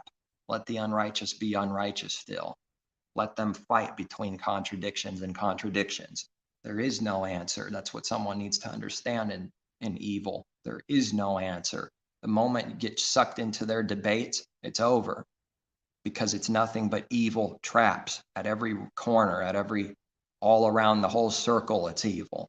No matter what someone does, it will be evil, and the intentions to make you look evil, to condemn you, to justify their evil by saying you're evil, as if that means anything, as if that doesn't mean they're doing evil by condemning someone else. It doesn't change they're doing evil by condemning someone else. It doesn't change someone killed a man, says, well, are you the same? Aren't you the same? You killed a man, done, over with. Run away from that. They think that justifies their murder by condemning and blaming someone else. The scientist and everyone creating the poison has to blame everyone else when there's fault between everyone, both sides. There is no good or evil side. It's all corrupt. The only good is above, from heaven, from the Father's things. That's it. Seeking his things and not being in and of this corrupt world. Somehow being in the world yet not of it. That's a miracle, to be in the world and not of it. It's like splitting the Red Sea all the time that we have to receive from him. Because it does seem impossible. It does look impossible. How could it be done without sin? There's always a way for everything. There's a way to do something without sin while the whole world looks at it and says you're sinning. There's a way always. That's the way that he gives. He needs to give us that way, because the way is already crooked. Who can make it straight? Well, the one that made it crooked can make it straight. He's the only one. So we need the way made straight. That's already crooked. Wherever it's still crooked, it needs to still be made further straight. And then something new comes up and it needs to be made straight. And something new looks impossible again and it needs to be made straight. How obvious is it on a natural level that they're poisoning? They're doing so much poison and evil and damage, even with literal food. Is it a coincidence that disease and sickness naturally has increased when that bread started existing and every other thing? It's not just that. So much garbage and junk out there. It's a miracle that someone doesn't die almost right away from some of the stuff we ate and eat. We need to stop. ideally. Find out what the deception is and then cut it off. And that's for the Father to do through someone, not for some man carnally commanding someone what to do right this minute, some carnal thing. It has to be seen in the heart, what it means and what the value of it and whether it's a sin or not. Just blindly doing some command is no understanding in the heart. That's not going to do any good for them. It'll do evil for them, make them even more unrest and afraid, destroy them even further, make them have more anxiety by following some carnal command someone did. Then the person in the delusion is going to have to say to their leader, thank you. You've changed my life, because they cannot believe they're in a delusion. They're dying more. So now they have to say that they're helping them. They have to believe the lie, because what else is there left except to believe the lie? Definitely won't repent, doesn't want to repent. So the only thing is to confirm the delusion, is to lie to self even more and say, wow, this is amazing, while they're dying. They're lying to themselves. False prophet murders them. So has anyone ever seen someone's face when someone goes, thank you for giving this, doing this, giving this video, this, whatever information, and their face looks like death, the one that gave it? After someone says thanks, it looks like they're being judged. It looks like they're destroyed because they didn't do it for that reason, for someone's good, and someone saying thank you. It's not real. That's why they look like that so often. They can't hide. They give themselves away. It's not real in the heart. It's not happening. What looks like happening is not happening.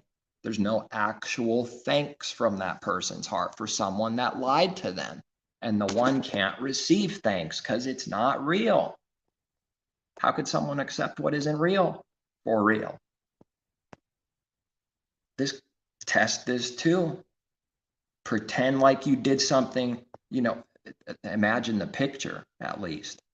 Not to go and do sin, but imagine the picture. But see if it was done, that it would be just as this, that's the truth. It's not real when it's a lie. It can't be real when it's a lie. If someone were to go on purpose and give someone something, now you're doing it on purpose, right? You're doing it for some different intention besides giving. Now you do it on purpose. You just want to dump something off, and you dump it off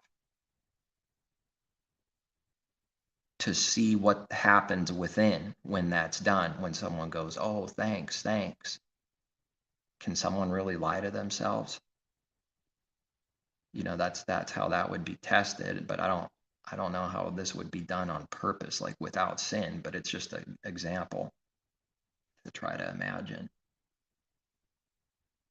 If there's a way for something, then there's a way. The Father makes ways to all kinds of things that we don't think are possible. But we do have to not sin on purpose at all times, to have that belief. Never sin on purpose, willingly, willfully. That'll bring a damnable judgment. Well, the righteous judgment, but it will be damnable on the part of the one receiving it. They'll be damned, judged, as the word damned is used, I believe, for the word judge in the Old King James. And they do like that word, out of evil, because it sounds like really wicked, and it gives people goosebumps to be damned to hell. Damnation. But it's the word meaning condemnation and judgment. They are one. It's to be in a condemned condition, and it's a judgment. But they chose, damnation for that. People like how the word sounds. They'll have to cherry pick things because there's so much in his word that they would absolutely hate. But when they think something means something that it doesn't, and it sounds beautiful, it sounds majestic to them, and they worship the Bible and not the Creator. How could this be? Don't we read they worship the creation and not the Creator? The sun, the moon, the stars, stargazing, struck in the heart in awe. Even the most wicked men alive say how beautiful this land is. Beautiful day. Pretty deceiving, isn't it? That doesn't mean they're good. No one's good, but it doesn't mean they're doing good. That's for sure. The wicked love the land. They lust for it. It's their creation. They created it. in their heart. They own it. How obvious is it that they believe they own it? They're trying to dominate everything and everyone. It's only getting worse. It's the most fake, fraudulent generation that's ever existed. It's the most robotic, barcoded generation that there is. It's worse now than it's ever been in all of eternity, in all of existence. Out of all generations, this one's even worse somehow. Even our own name is connected to some dumb, evil, controlling barcode, some social security number, a beastly system. How evil is that? All the information that they have, and it's never enough. All the information they can dig up on you in a moment and then pretend they don't have it. And then a company pretends they don't have it. Yeah, they do, but they created these self-righteous loopholes or whatever you want to call them, where they act like they can't get it to make themselves look like they respect privacy. Nice try, devil. You don't respect anyone's privacy. You've never done that a single day in your life. You want to spy in on everyone like a kid peeking their head through the window, what the adults are saying around the corner of the door, like I remember doing, literally. That's just how corrupt the heart is right from the beginning. But it's worse than that. That's just a picture. It grows monstrously worse with the leaders of this world that nobody knows who they are because they're always hiding under layers of other people. And if something happens to them, those people take the hit. They don't care about any of them. That's a test. See, it can look like the wicked man isn't doing that to someone as long as he's not under that specific threat in that moment. But when the test comes and he's in a literal, real threat, his image, he will cast out anyone and everyone like dung and put it on them for their damage and hurt, regardless of what it is, even if it means their death, to save his soul. Yeah, just because that's not looking like it's happening every minute of every day doesn't not mean that's not what man's heart is. A test brings out whether someone will do that great sin, and they do all the time. Nobody receives truth when they hear the news. After they hear the news, that's already bounced around 1,000 times, blaming each other left and right, and then you hear the final verdict, of which they change all the time too, after the fact. No one can acknowledge that they did something wrong on an airplane. Are you kidding me? And it killed 300 people? Yeah, right. I can't imagine what that would be like if you were connected to that. If I was connected to that, it's definitely not going to be the truth by the time we hear it. Something's going to be twisted and amiss and a lie. Most of the time. When bad things happen, I mean, it's probably every time. Well, it is, because no one can actually acknowledge their sins in their heart. It's got to go somewhere else. Blame. Hot potato.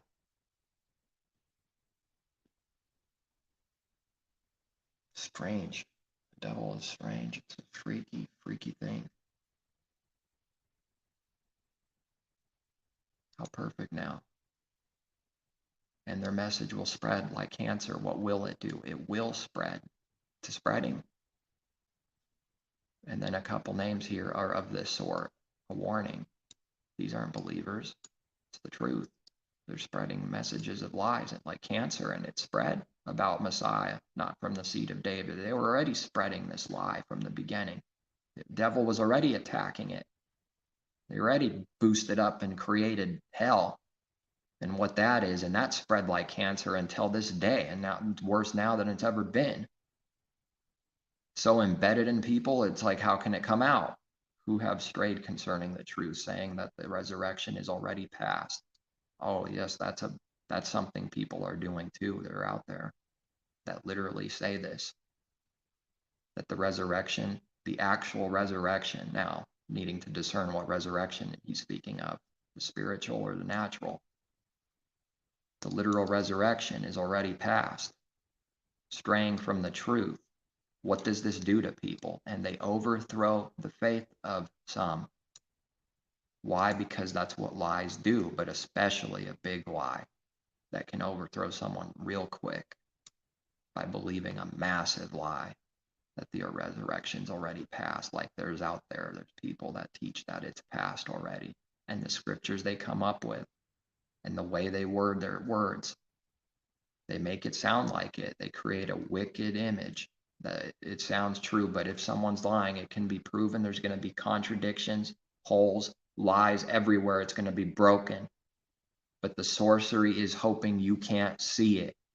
And someone deceived doesn't see those things. So they believe the false prophets lie, if they're lying about this specifically, that the resurrection's already passed. What does someone think that's going to do to them for believing that in their heart? It will wipe them out like a bowl is wiped with the best dish soap that there is. Their dawn will turn into darkness. They will go down just like that filth, whatever got wiped out, their life down the drain and into the grinder. And there will be nothing left. That's who these people are. They are not good people that teach lies on purpose and that teach the resurrection has already passed. It's incredible. No, it has not. Nevertheless, it is here, because to be alive in Messiah is the resurrection, and yet it's not past. Nevertheless, oh, that's the word here anyways. I did not see. That's next. Nevertheless, the solid foundation of Elohim stands, having this seal. The Master knows those who are his, and let everyone who names the name of, new text reads, the Lord. Okay, whatever. Everyone who names the name of Messiah depart from iniquity.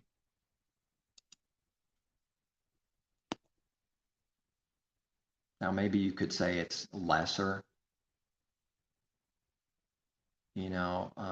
Christ, Messiah, but it's from the Greek word Christos.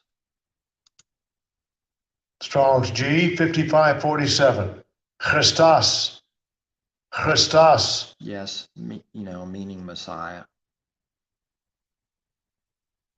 anointed, because the Hebrew word Mashiach, like the ch at the end, Mashiach, I think, is Messiah, like the way we would say it, and anointed, was and is the Messiah, the son of Elohim, the anointed one, anointed by the Father's Spirit. What's the root?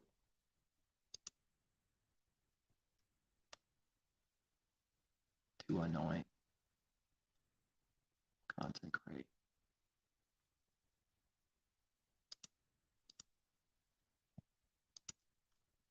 Depart from iniquity. What is iniquity?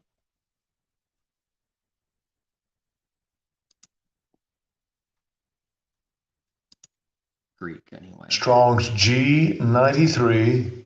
Adikia. Injustice of a judge, unrighteousness of heart and life, a deed violating law and justice, act of unrighteousness. So there's some people out there that say that Paul taught to sin, that by saying that the law is done away with. There is no law. There is nothing. They mix and confuse. They really mean there is no law to sin, but they won't say that out loud, because that image once again looks very close to the truth of something about the law going away, and yet it did not go away. How can someone understand unless they sought after that truth and received some understanding about it? Understanding how the law works and that it can't make someone righteous. The carnal law telling man what to do and commanding him like that doesn't work. It only makes him sin more, if anything, increasing his sin, and yet the law never went away. The law is spiritual. Messiah didn't do away with the law. He came to expose, to do away. For all those that are believing, the old things are being done away and passing.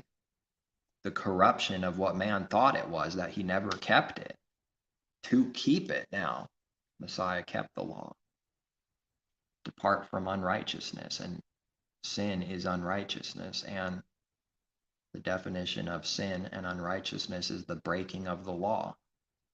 Breaking of the law is sin. Depart from iniquity.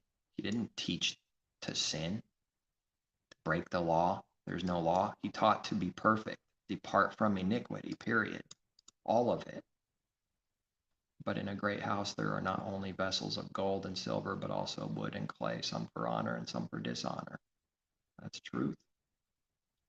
Therefore, if anyone cleanses himself from the latter, he will be a vessel for honor, sanctified, and useful for the master, prepared for every good work.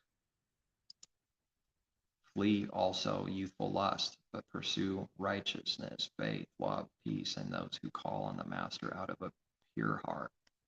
Avoid foolish and ignorant disputes, knowing that they generate strife. And a servant of the master must not quarrel, but be gentle to all, able to teach, patient in humility, correcting those who are in opposition. If Elohim perhaps will grant them repentance, so that they may know the truth, and that they may come to their senses and escape the snare of the devil, having been taken captive. There it is, finally, I'm getting to it. Having been taken captive by him to do his will. The devil's will. Who is the devil? What is he always doing? What is the definition of devil? Prone to slander, slanderous, accusing falsely.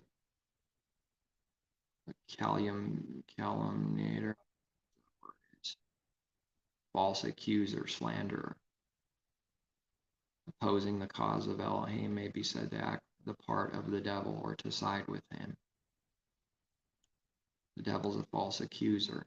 We also read that, giving a little definition to devil elsewhere by reading that he's accusing the brethren day and night. Cast him down, we read in Revelation. He's cast down. He has no power over the Creator and those who trust in him. He will be cast down. And his head stepped on, the serpent's head crushed by doing good. That's what the enemy hates the most. That's how the enemy's head is crushed, by doing good. The Psalm of David, Yehovah, who may abide in your tabernacle, who may dwell in your holy hill, he who walks uprightly. How can this world, if they don't understand earthly things, how do they understand heavenly things? Messiah asked. If that man who's called a teacher, a leader of Israel, doesn't understand earthly things, how does he going to understand heavenly things? That's why Messiah said that. If the world doesn't even know what upright means, calls it relative, what on earth is that? The Father created a contradiction. It's neither upright or upside down. It's relative, right in the lukewarm. Warning. If it's lukewarm, that's a bad sign. That's the sign of sin and delusion. It's the sign of man and his corruption. It's either black and white, black or white. It's either good or evil, period. There's no circle with the little line through it, a wave, black and white, and then a little bit of black in the white and a little bit of white in the black, the world symbol. This is called wisdom. Chinese wisdom, call it what they will. That's wisdom. The devil's wisdom, stupidity, mixed, sin, evil, lukewarm. There is no upright on a globe. It's all relative. I'm upright, so is someone in Australia. While we're both upside down at the same time, too. One day I can say they're upright and I'm upside down. Tomorrow I can say I'm upright and nothing changed and they're upside down. Both at the same time, anytime I want. I'm God. It's pride. Foolishness is pride. It takes pride to do foolishness. He who walks uprightly and works righteousness and speaks the truth in his heart. He who does not backbite, that's how to abide in his tabernacle and his holy hill. Backbite with his tongue, nor does evil to his neighbor. Well, that's huge. Nor does he take up a reproach against his friend, in whose eyes a vile person is despised. But he honors those who fear Yehovah. He who swears to his own hurt and does not change. He who does not put out his money at usury.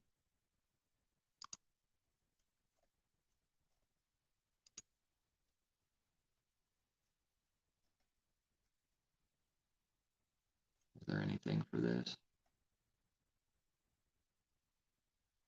Interest, usury. Okay, that's it. It's in the word. That reminds me of something. It's in the game. EA Sports. It's in the game. It's in the word. Nor does he take a bribe against the innocent. He who does these things shall never be moved. What's the condition? He who does these things. Then this will be so.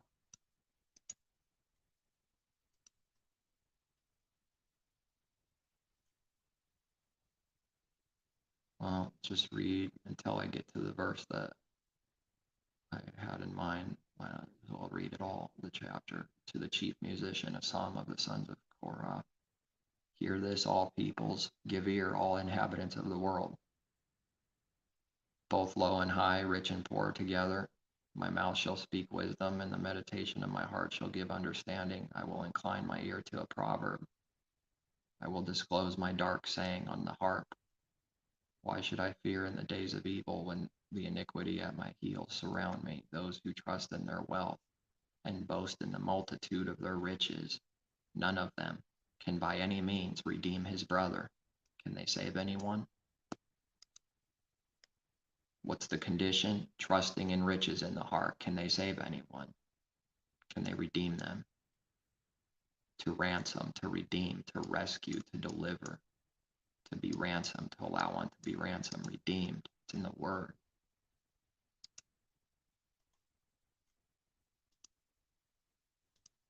None of them can by any means redeem his brother, nor give to Elohim a ransom for him.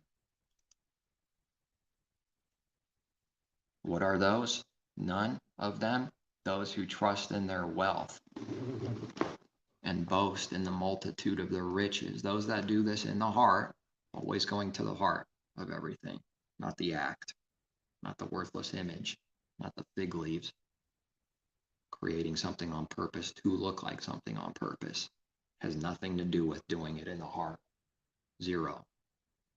But that is the devil's work, to create an image so that it looks like something, so that others think and see you of what you want them to. Selling and buying, buying and selling. The image of the beast. For the redemption of their souls is costly, and it shall cease forever. Olam, olam. Then he should continue to live. What is this word, eternally?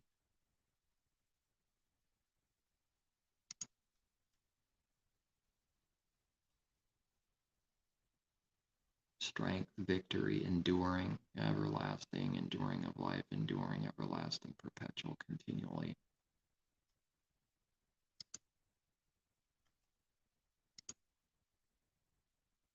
Where are we?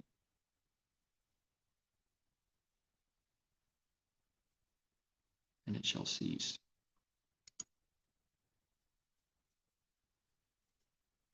This one's olam, forever, to the age. But that could be someone's whole life. That might as well be forever if it's going to be someone's whole life, their life. Forever, literally, with no literal end? No, it's not the meaning. Continually, then he should continue to live continually and not see the pit, for he sees wise men die. Likewise, the fool and the senseless person perish and leave their wealth to others. Their inner thought is that their houses will last forever. Is that olam olam again? Yeah. Or just olam.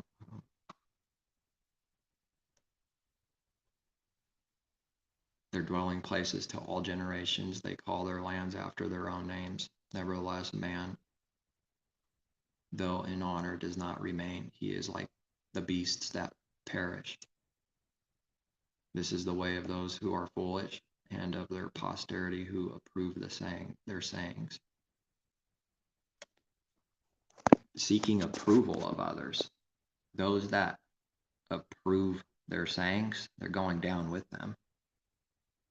We can't be seeking approval out of that corrupt heart for self, always leading back to self approval for self. Others to approve their sayings. Like sheep, they are laid in the grave. Death shall feed on them. The upright, there it is. And the point here is that there is a such thing as upright. And the creation is teaching that because it's upright. Because there's a such thing as upright and upside down, and it's one or the other. Nothing can be the contradicting thing at the same time. Someone's upright and someone's upside down. Next minute, it reverses. The other is upright and the other is upside down. That's what they teach through the globe earth, because they have strayed from the truth, because they don't want the truth, because they do not seek the truth, because they hate everything that's the truth. The devil hates it all. He even has to change the whole creation in people's mind and say that it's something monstrous that it's not, that's full of lies and contradictions, hypocrisy, and nothing but those things. So monstrous to say that a contradiction is true. How is that true? Who can prove it? Who can be upright and upside down at the same time? Who's ever seen it? Conveniently, I guess no one. I guess that's convenient to the devil. Nobody ever sees what they say, and yet people believe it. Then they say the Creator doesn't exist because they don't see him. Hypocrisy. They believe in all kinds of things that they never see. The upright shall have dominion over them in the morning, and their beauty shall be consumed in the grave, far from their dwelling. But Elohim will redeem my soul from the power of the grave, for he shall receive me. Selah. Do not be afraid when one becomes rich, when the glory of his house is increased. Now this is man's glory. This is the false glory. It's counted as glory by this world. That's how it's being used. It's not the true glory, but it's the devil's glory, the evil instead of the good, the carnal, the image of glory. It's the same word. It has nothing to do with true glory, but it is a glory through seeing the evil that it is. False glory, the fake glory. When the glory of his house is increased, what people call glorious, it does increase. It's happening all the time. For when he dies, he shall carry nothing away. His glory shall not descend after him, though while he lives, he blesses himself. For men will praise you when you do well for yourself. I have found this to be very true. That means we sinned if someone's praising you, praising me, out of that way, out of worshiping the image, our image. We did something wrong if the world's doing this to us. We were prideful about self. The moment we sin, I see people take glee in it. You make a mistake in any kind of sin or corruption or pride, people will be happy about it. They will like it. They will support you in your sin. They want you to go down. That's their works. They prove it. If they cared about us, they wouldn't be happy. They would speak the truth. They would correct. They would say something. They would warn. They would speak the truth. They support you if you sin. Nobody will be your friend. Nobody will be with you. All will be against you, like they were against Messiah, except for other true believers, and that's it. He shall go to the generation of his fathers. They shall never see light. Well, that's If man wants to do this, he gets his reward. He gets people worshiping his image. Now you got it. What do you exchange for it? You are in the grave, no light. You exchange your soul for others worshiping our image. What a worthless exchange. What foolishness. What worthlessness. What can a man do now? He gained the whole world and he lost his soul. What can he exchange? What can he give for it? Nothing. That's the only thing that matters, is how someone's doing, his soul, his life, his condition. You got that now, and you can't even enjoy it the way that you think you would have. Now you got to convince yourself and tell yourself, I'm blessed. I bless myself. He blesses himself. He has to, because he's not getting true blessings. He's God. He's the one who gives blessings to himself. This is pride. This is what people do. They bless themselves. They openly say how righteous and good they are. In reality, no one is good. That's what they mean when they say they're good. They mean that. If they were exposed, they would backtrack and try to go in the lukewarm to hide from you, from the truth. They try to say they're in some impossible middle. They're not saying they're good. They're not saying they're evil. So what are you saying? Some contradicting delusion that doesn't exist. They're trying to run from the truth. There's no reality to what they're saying. They can't believe it themselves. That's why someone tries to convince themselves that they got to enjoy what they have. Look at what I have, and they say it in sorrow. I got to enjoy it. They got to sing about it. They're so guilty they have to create a rap song and tell everyone what they got, like they constantly do. Tell everyone that they're saving Africa. They're so righteous. If anyone wants to ever dig and see what people say, they say it. They'll say it openly that they do it out of guilt. They feel guilty that they walk around with all that jewelry. That's corruption. They're doing wickedness. Even though it strongly looks like they're doing good, who dares say something that looks so good is wicked? That person might just be hated viciously. Well, the devil won't speak the truth ever. He needs to save his soul constantly and sacrifice the truth for his own gain. Sacrifice others for his own gain. Why is it so consistent, so perfect of a pattern? The bigger someone gets, they do the same things. They have to go and show how much they give. Their charities, their saving of others. Don't we read anyone that loves money can't redeem anyone? They don't believe it.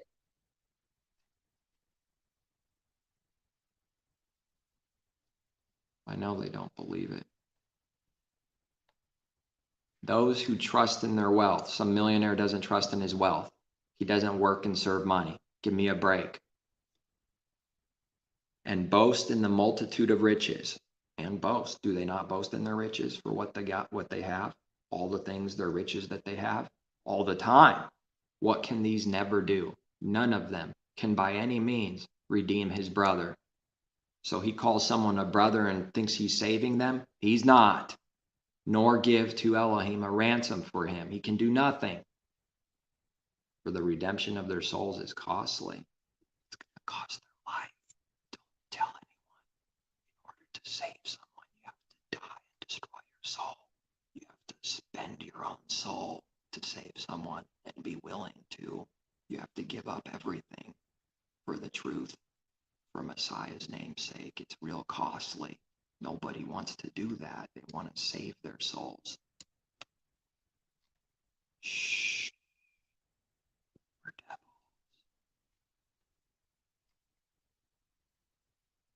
We read not to be afraid when one becomes carnally rich, when the glory of his house is increased. Let it be so.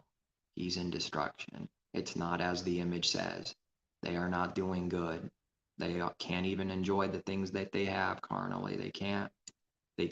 It's so blind, they can't even realize what they have. It's so blind, they can't comprehend even what they have. It's like living as a zombie through time. If they were to learn the truth and years go by in truth, they would be able to look back and say, wow, I was like living in a dream state. Can't even remember what I did before. So blind, but they can't see that yet. For when he dies, he shall carry nothing away. His glory shall not descend. Though while he lives, he blesses himself. For men will praise you when you do well for yourself. What is doing well, though? What kind of well? Doing well in Messiah? Absolutely not. Someone will praise us for doing well in truth. So this is not that. This is doing well carnally for ourself. Pride, envy, riches, greed, collecting more. Yeah, they will praise you because they do the same thing and praise themselves because that's their heart that wants to increase in riches like that. They can act and put on the worship of praise to your image when they see you doing what they do, sinning. They're praising sin, praising themselves. He shall go to the generation of Sod, they shall never see light. That's what they exchange. A man who is in honor yet does not understand is like the beasts that perish. How could someone be in honor with no understanding? That's what's happening. Honored by people, worshipped by people, seen as wise and honorable by men. Believers won't get this for doing good. You won't get it. No one's going to appreciate, praise, or give honor. That means we slipped up if it's looking like that happened. We need to find out what we did, what sin it was. Yet does not understand is like the beasts that perish. Where is the beast? How many times is it in his word? I don't even know. Many. That man is a beast. Man is the beast.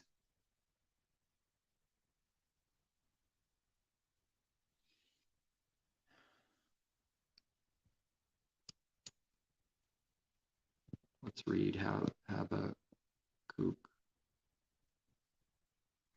I will stand my watch and set myself on the rampart and watch to see what he will say to me and what I will answer when I'm corrected. Then Yehovah answered me and said, write the vision and make it plain on tablets, that he may run who reads it. This is the race that we read Paul spoke of. He's getting it from the Father's word. It's still true to this day. The race that we need to run, that he may run who reads it. For the vision is yet for an appointed time, but at the end it will speak and it will not lie. Though it tarries, this is quoted and put in maybe a little bit different words that whatever comes to mind for a believer, but this was quoted somewhere in the New Testament. Though it tarries, wait for it, because it will surely come. It will not tarry. Though it tarries, wait for it, because it will surely come. It will not tarry. It tarries, it will not tarry. And this is all things in Messiah. That end did come. This is the end, and yet it's coming, and yet there's an end. And we need to have great patience and wait for it, because it will surely come. It will not tarry when it comes. But though it tarries in the meantime, it seems like it is. It looks that way. Time is going by. Though it tarries, wait for it, because it will surely come. That's the reassurance. It will not tarry when it comes now. There's a separation with these tarries. Behold the proud. His soul is not upright in him, but the just shall live by his faith. Messiah. Prophecy before he was even born of Messiah. Live by faith. Live by his faith. Belief. Not believing self is righteous, not working, not trying to be righteous of self, not using the law and working the law for what we think it means, and then working it and thinking because we work it, it makes us righteous. No, the just shall live by faith. And through that faith, the Father teaches how to keep his law, his spiritual law, by doing his works. Indeed, because he transgresses by wine, he is a proud man, and he does not stay at home, because he enlarges his desire as hell. This is Sheol.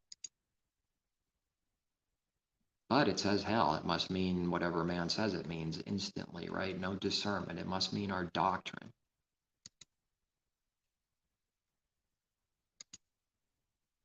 Strong's H, 7585.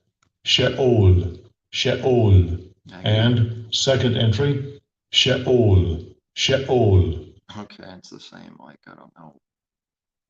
I remembered it's sourcing the second entry from something, and I remember figuring out what it was. I think it depends if it might have something to do with the root word being, I don't remember. I know I saw it once and I forget.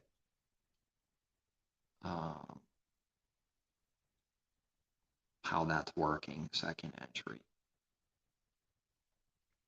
Grave. It's translated as grave 31 times. This is the word. Hell 31. It's interesting. It's right split in the middle. 31, 31. 4 and 4, 5, 6, 7. Pit 3 times. So this is the exact same word in these times, and same root word, but 31 times grave in King James Strong's and 31 times hell. Now there will be contradictions with the doctrine of hell as someone discerns and reads the exact same word highlighted now. There will be contradictions with their doctrine, teaching that it says hell, therefore it means their doctrine. Like this one, the wicked shall be turned into hell, and all the nations that forget God.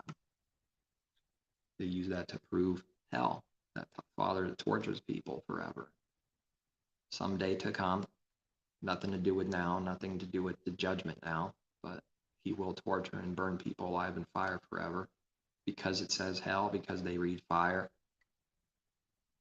For fire is kindled in mine anger, and shall burn unto the lowest hell, and shall consume the earth with her increase, and set on fire the foundations of the mountains. The sorrows of hell compassed me about, the snares of death prevented me. Didn't that happen to Messiah? Doesn't that happen to the Father's people? The grave, Sheol, the sorrows of the grave and death tries to surround us, tries to grab us. It wants to gravitate. It wants to suck someone in down that dark hole. You can feel it want to get you. It is as high as heaven. What canst thou do? Deeper than hell. What canst thou know? Hell is naked before him, and destruction hath no covering. For thou wilt not leave my soul in hell. This is quoted. Neither wilt thou suffer thine Holy One to see corruption. Instantly we have a massive problem, because this is implying Messiah went to hell. And people do say that, are dare to say something about it. Most will just try to be quiet. But the ones that come up with a lie to say something and are bold enough to say something, say that he went to hell. So he went and burned in fire for eternity for all mankind, and then he came back from it and he escaped hell, of which no one can escape except, I guess, all those that escape.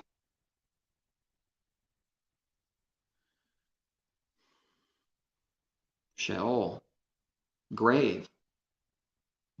He will not leave my soul, for thou wilt not leave my soul in Sheol, the grave, neither wilt thou suffer thine Holy One to see corruption, because Messiah was risen, and he didn't stay in the grave.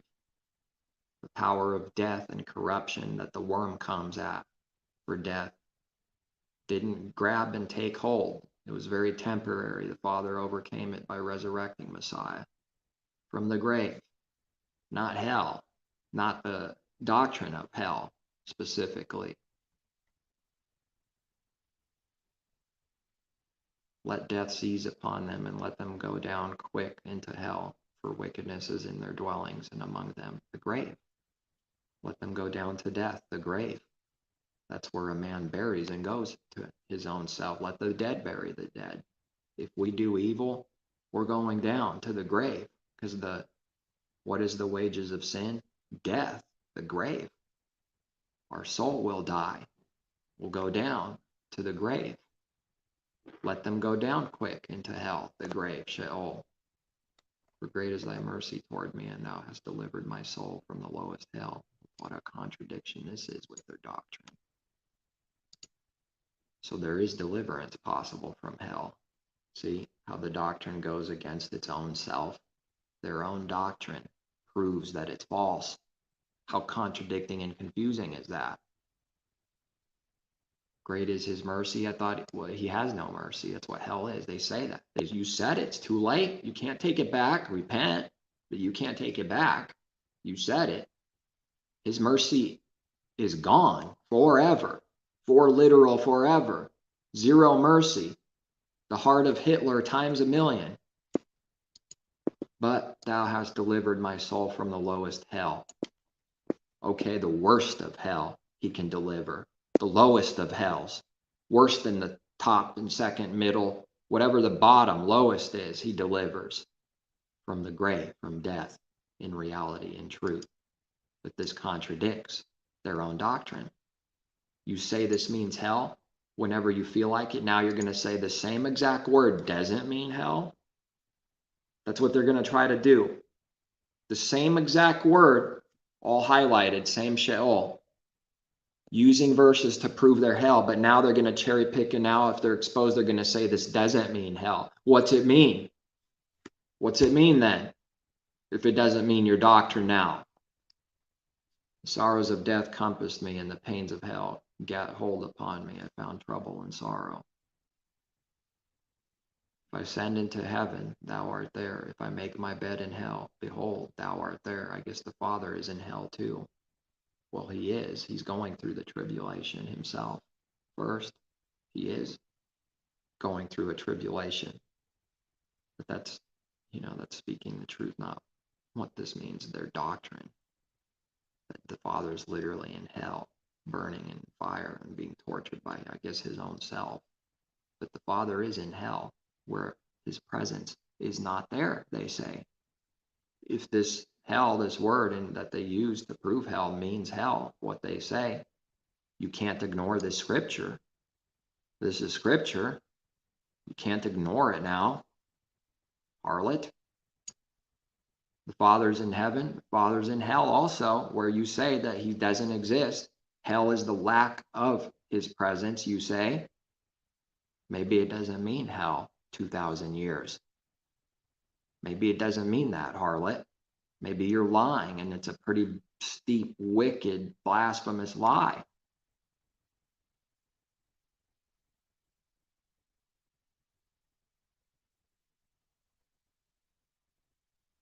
Her house is the way of the grave, Sheol, going down to the chambers of death.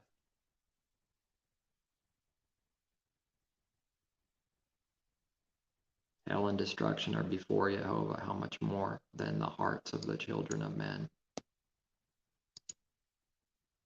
If the grave and the unseen and destruction are before the Father's eyes, how much more the hearts of the children of men? The way of life is above to the wise, that he may depart from hell beneath.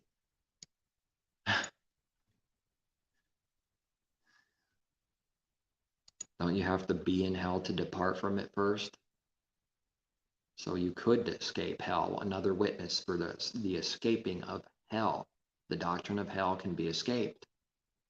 The way of life is above to the wise, that he may depart. Let's make sure. What does depart mean?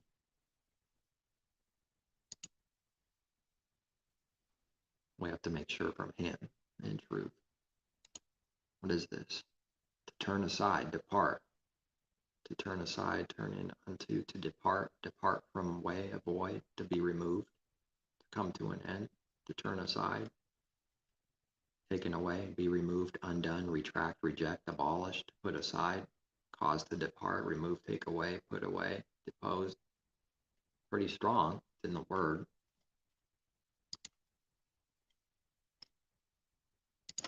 It's in the Word.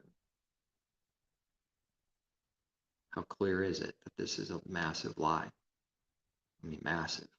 When someone says, oh, thank Jesus, and I don't want to go to hell, they write, and he saved me from hell. What are they talking about?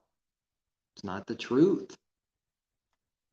Yehovah will destroy the house of the proud, but he will establish the border of the widow. The thoughts of the wicked are an abomination to Yehovah, but the words of the pure are pleasant words.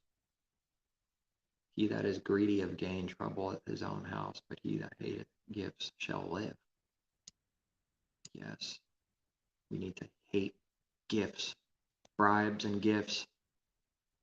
We will live for hating gifts, the opposite of what we would think first, because it's a power of darkness and sorcery when someone tries to give a gift. It's a sacrifice of the old man himself to reject it and say, we don't want no gifts. We will live while we think we're going to die. But of course, the more understanding we have, we know the truth that we won't die for doing his word. But what you think of it first, like it's horrible, it's sin to do what's right, it's wicked to do what's right. That's the first thing. No, it's life to hate gifts, not accept gifts or bribes. The Father takes no gifts, no bribes. So now we have to not accept gifts or bribes. It will blind the eyes of the righteous, like we read. It will corrupt us. We'll go blind, and they're going to want us to go blind. It's why someone does that. They want you to go blind. There's a power move. There's a deception. It's some kind of control. They want you to believe a certain image for who and what they are through them giving you a gift. They want to make sure they care so much about what you think of them. Through the gift, now you will believe they're righteous. They're trying to deceive you. They want you to die, because anyone that does accept them will die. Anyone giving the gifts wants someone to die. We don't read anywhere that the truth is easy. The heart of the righteous studieth to answer, but the mouth of the wicked poureth out evil things. Yehovah is far from the wicked, but he heareth the prayer of the righteous. It kind of sounds weird to me anymore to read the old King James, like more so than it did before. Just the way, this English, the way it's worded. The light of the eyes rejoiceth the heart, and a good report maketh the bones fat. He that refuseth instruction despiseth his own soul.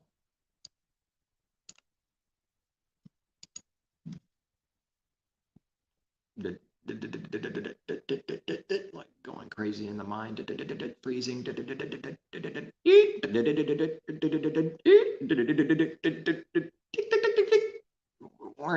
warning, overload, warning, overload. Because who believes this? That means they despise their own soul. It really means that. But he that heareth reproof getteth understanding. Correction, reproof. For correction, for reproof, for righteousness. The fear of Yehovah is the instruction of wisdom. And before honor is humility. Before a fall is pride. What's the opposite? Before honor is humility. The opposite, the good.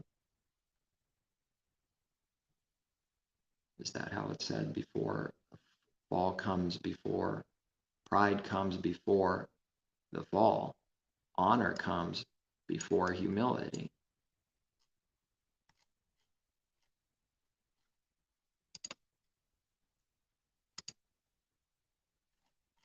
What happened to hell? It disappeared because the Father made it disappear in our heart, and the truth set someone free. Where is hell? Where'd it go? What's going on? Where's hell?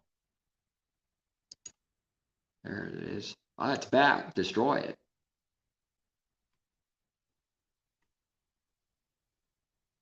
Thou shalt beat him with the rod, and shalt deliver his soul from hell. Man, so many witnesses.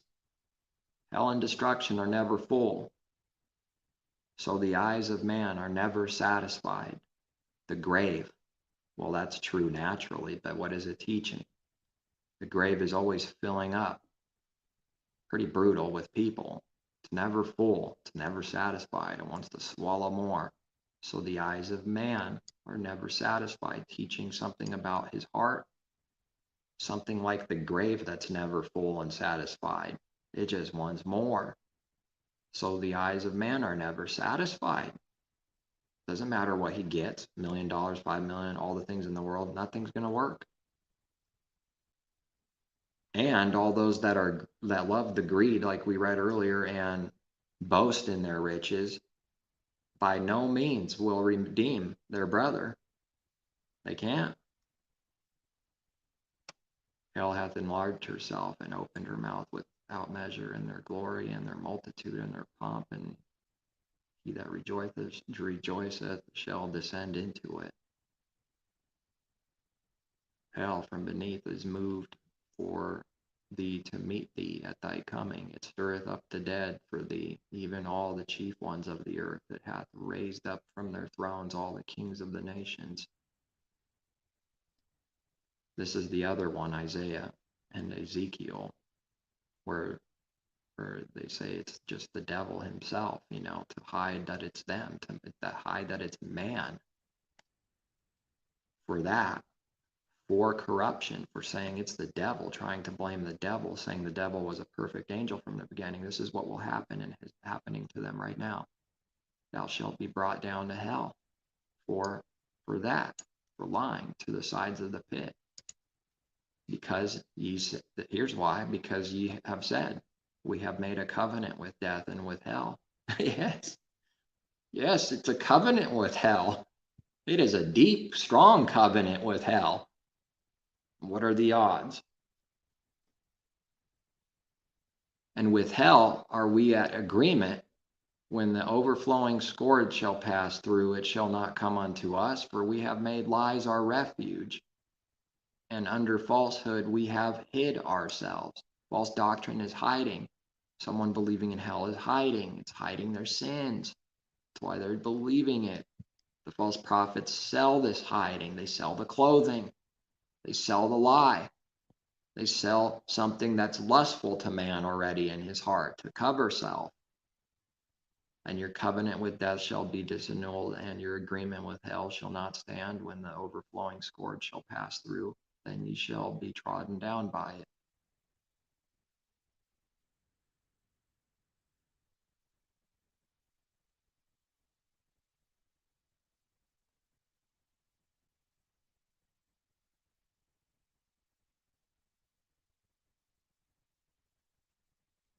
He went down into hell with him unto them, be slain by the sword, that be slain with the sword, and they that were his own.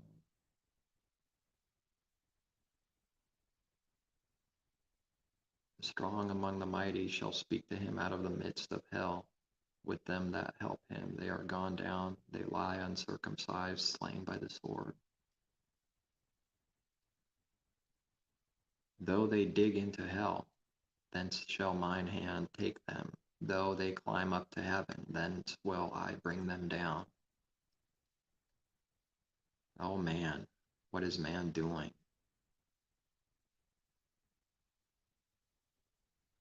Cried by reason of mine affliction unto Yehovah, and he heard me. Out of the belly of hell cried I, and thou heard my voice. We read this one actually. Habakkuk, yeah, that's where we came from, right? Who enlarged his desire as hell, and his death cannot be satisfied. We go to Isaiah.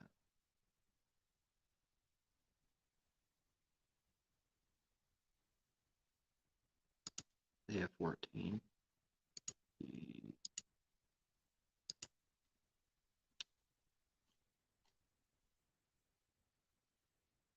Yehovah will have mercy on Jacob, and will still choose Israel and settle them in their own land. Is this the other one besides Ezekiel about the king? Yes.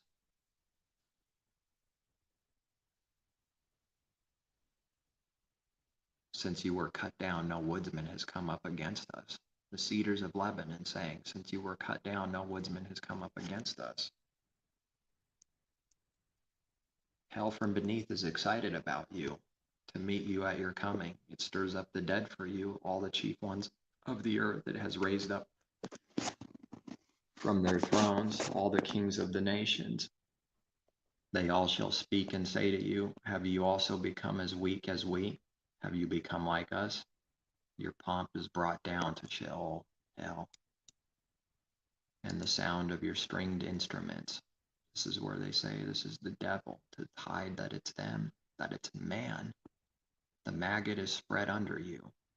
Now, keep in mind that this is, as they say, from here on out, this is the devil. Let's see if it fits. And worms cover the devil. The maggot is spread under the devil. How you are fallen from heaven, O devil, son of the morning. How you are cut down to the ground, you who weaken the nations. For you have said in your heart, the devil has said in your heart, I will ascend into heaven. I will exalt my throne. Well, that's true. The pride of the devil. I will exalt my throne above the stars of Elohim. But let's continue. I will also sit on the mountain of the congregation. On the farthest sides of the north, I will ascend above the heights of the clouds. I will be like the Most High. It's definitely not man, right? It's blaming the devil. Yet you shall be brought down to Sheol, to the lowest depths of the pit, to hell. Those who see, but Sheol, the grave, but hell in the King James, I think it's going to be. Or it might say grave there, because 31 times it's grave and 31 times it's hell. Whenever they feel like it. Those who see you will gaze at you and consider you, saying, is this the man? Uh-oh. When did it change to man from the devil? Where is it? What happened? How you are fallen from heaven, oh, word that hasn't been translated from Vulgate or whatever it is, Latin. O Lucifer, son of the morning. What is Lucifer?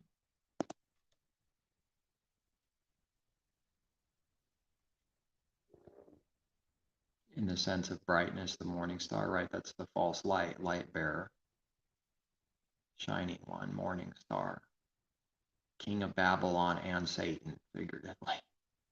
Hail, describing the king of Babylon. Wow, even there's some description here in the Strongs. They said it's Satan. It's just Satan, right? It's not man at all. It's the devil. I remember being told that behind the pulpit. And the preacher was crying while he was reading it. I wonder why he was crying.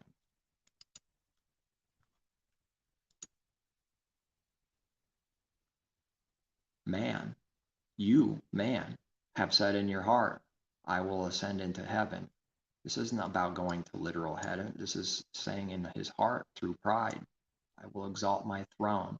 What is man's kingdoms? His business, those are the kingdoms, his throne, above the stars of Elohim, so high in pride. False light bearer. The devil is the false light. What if that light in you is darkness? What if that light everybody wants to be shining like Moses, to be seen as righteous and wise, is the devil, the false light, the masquerade? One has to purposely try to look like a light when they're darkness. That's who the enemy is. It's not real light. I'll sit on the mount of the congregation on the far side of the north. I will ascend above the heights of the clouds. I will be like the Most High. Let's go back to Genesis. What is the devil's lie to man?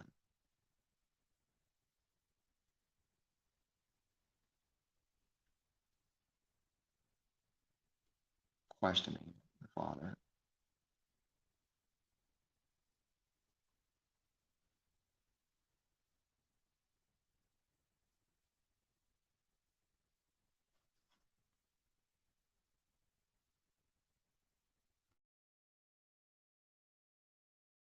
No, I don't think so.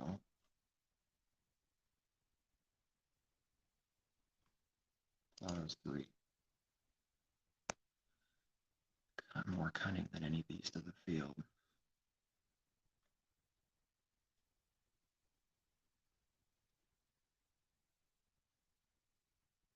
There it is. For Elohim knows that in the day you eat of it, your eyes will be opened, and you will be like Elohim, God. You will be like God. Who's saying this? The devil. To man, to Eve. Adam and Eve. The lie, deception. You will be like God, like Elohim. Elohim. The devil says this lie. You said in your heart. Where is it said? In the heart, I will ascend into heaven. I exalt my throne. I will ascend above the heights of the clouds. I will be like God, Elohim, the Most High. Yet you shall be brought down to hell, to Sheol, the grave, to the lowest depths of the pit. Who, the devil? Well, man is one with the devil. This isn't as they imply and say. This is the devil falling. This is the time where he fell. The devil fell from righteousness, from perfectness, from being perfect, the shining angel. Those who see you, gaze at you, consider you, is this the man? I guess the devil's a man who made the earth tremble, who shook kingdoms, who made the world as a wilderness and destroyed its cities, who did not open the house of his prisoners. All the kings of the nations, all of them sleep in glory, everyone in his own house. But you are cast out of your grave like an abominable branch, like the garment of those who are slain, thrust through with a sword, who go down to the stones of the pit, like a corpse trodden underfoot. You will not be joined with them in burial, because you have destroyed your land and slain your people. The brood of evildoers shall never be named. People prepare slaughter for his children because of the iniquity of their fathers, lest they rise up and possess the land and fill the face of the world with cities. For I will rise up against them, says Yehovah of hosts, and cut off from Babylon the name and remnant and offspring and posterity, says Yehovah. I will also make it a possession for the porcupine and marshes of muddy water. I will sweep it with the broom of destruction, says Yehovah of hosts. Yehovah of hosts has sworn, saying, surely as I have thought, so it shall come to pass. As I have purposed, so it shall stand. That I will break the Assyrian in my land, and on my mountains tread him underfoot. His yoke shall be removed from them, and his burden removed from their shoulders. This is the purpose that is purposed against the whole earth, and this is the hand that is stretched out over all the nations. For Yehovah of hosts has purposed, and who will annul it? His hand is stretched out, and who will turn it back? This is the burden which came in the year of that King Ahaz died, in the year that King Ahaz died. Do not rejoice, all you Philistia, because the rod that struck you is broken, for out of the serpent's roots will come forth a viper, and its offspring will be a fiery flying serpent. The firstborn of the poor will feed, and the needy will lie down in safely. I will kill your roots with famine, and it will slay your remnant. Wail, O gate, cry, O city, all you of Philistia are dissolved, for smoke will come from the north, and no one will be alone in his appointed times. What will they answer the messengers of the nation? That Yehovah has founded Zion, and the poor of his people shall take refuge in it.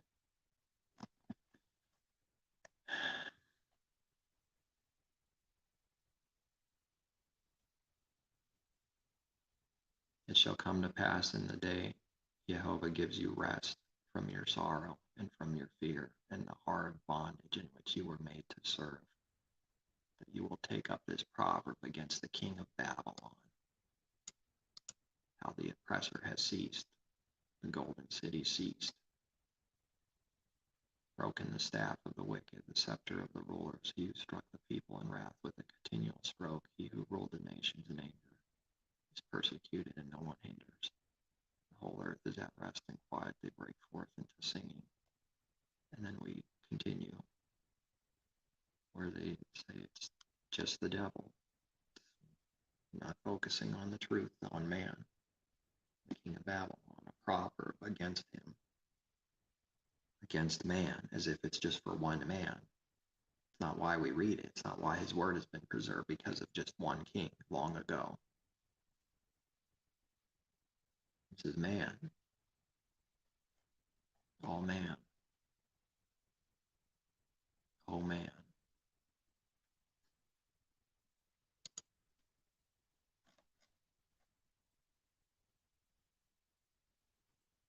Captive by him to do his will. Father frees us from that captivity to sin, the slavery and bondage of Egypt, of kings of Babylon to this day.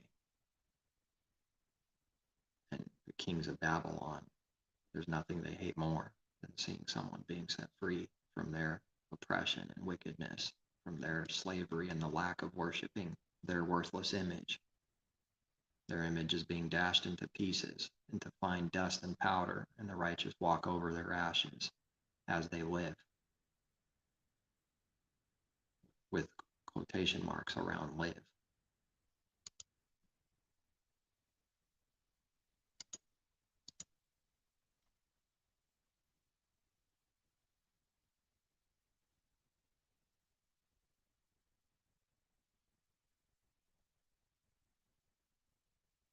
And I saw something like a sea of glass mingled with fire, and those who have the victory over the beast. Well, that's very fitting. Just click somewhere. Over his image. Yes. Just randomly clicked, whatever. Just click. This is what the Father will do. And I saw something like a sea of glass mingled with fire, and those who have the victory over the beast, over his image, over his mark, and over the number of his name, standing on the sea of glass, having harps of Elohim. They sing the song of Moses, the servant of Elohim, and the song of the Lamb, saying, Great and marvelous are your works. Master Elohim Almighty, just and true are your ways, O King of the saints. Who shall not fear you, O Yehovah, and glorify your name, for you alone are holy. Alone. For all nations shall come and worship before you, for your judgments have been manifested. After these things I looked, behold, the temple of tabernacle in heaven was open. Not before a bunch of plagues, not before utter destruction, because what do we read in the beginning? We read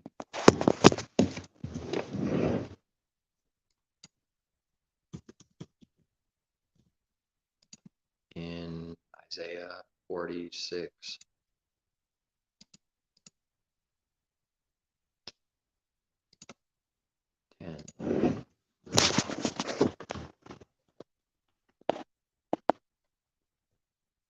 Remember the former things of old, for I am Elohim, and there is no other.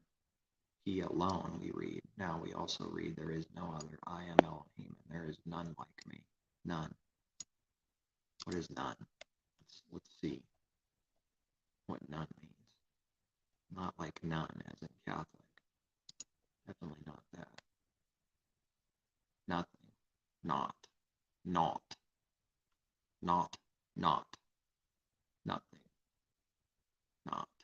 Without the lack of. It's in the word. Ayin. Strong's H 369. Een. Oh. Een. And the form just below that, ayin. Ayin. Okay, because this is I, but then when the yud is next to it, it becomes E, and then N, een.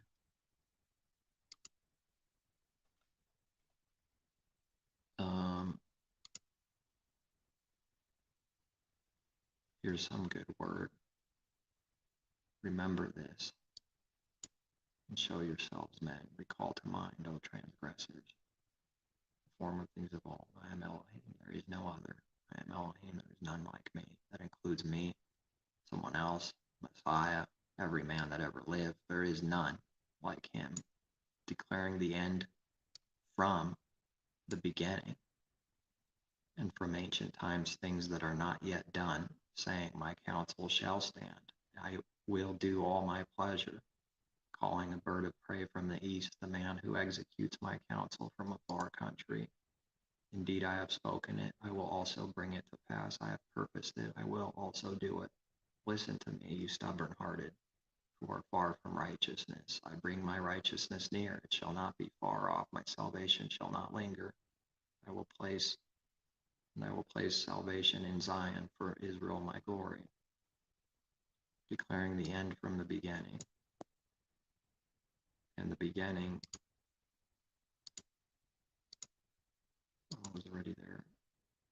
In the beginning, Elohim created the heavens and the earth. The earth was without form, void. Darkness was on the face of the deep.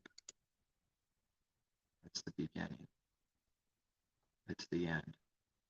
Because the end is declared from the beginning. So this is the end. Without form, void of this world, of anyone who doesn't believe darkness. And those that believe it's the beginning of the new creation. Let there be light. And there was light. Why? Because he said so. That's it. Because he said so. He saw the light, it was good, and Elohim divided the light from the darkness. The separation of the chaff and the wheat Messiah came to do. Elohim called the light day, and darkness he called night. So the evening and the morning were the first day, or day one.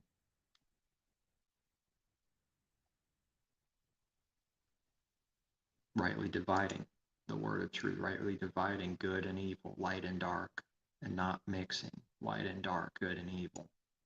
Day is always light, darkness is always night, and not mixing any of this in our heart. That man calls good evil and evil good. The devil mixes and twists everything. In the end, Elohim will create the heavens and the earth, the new heavens, the new earth, the new creation, all things made new, because it was declared right from the beginning. And the new creation is being made in those who believe right now, proclaiming the good things to come, that he's going to create the heavens and earth, recreate all things new. That's the good news. Gospel meaning good news, that they say those words. There's no good news in their good news. There's no good news in their hell, in their hopelessness, their darkness, the void without form, lawlessness on the face of the deep.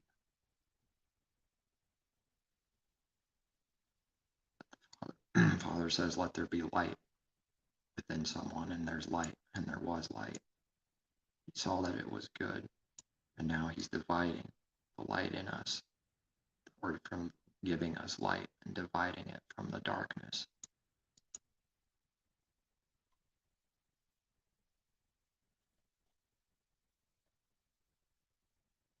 And he is making those that believe in his image and will, because it's prophecy.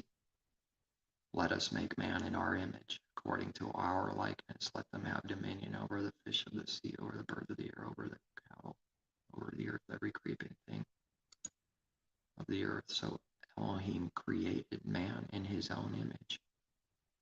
Let us make man in our image, plural, plural. So Elohim created man in his singular own image. In the image of Elohim, he created him. Male and female, he created them.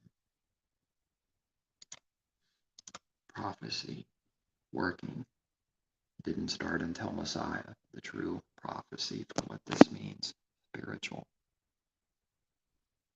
The things of the heart didn't start until Messiah. And those that believe it's not coming someday, as if there is nothing true now. It's already began. It's already being created, recreated. And the goal and purpose is that in the end, it will be made completely new. And the end will be the best that it's ever been, to be perfected. And through the resurrection, to be literally perfected. But this is not just for a few prophecy. This is man. He created man, all in his own image. In the Father's image, and the first man, Messiah, was the first created in his own image. And now the Father and Messiah, for those that believe, is making man in our image, the Father and Messiah, according to our likeness. The Father and Messiah. It never meant what someone lied, didn't know, thought it meant. It's not working the way they think it works. This is speaking of the Father and Messiah prophecy. We just read that he speaks out things that are not even yet, and then they become. The prophecy is working. It's going to become fully. It's not there yet. It tarries, but it's coming. And it will not tarry when it comes.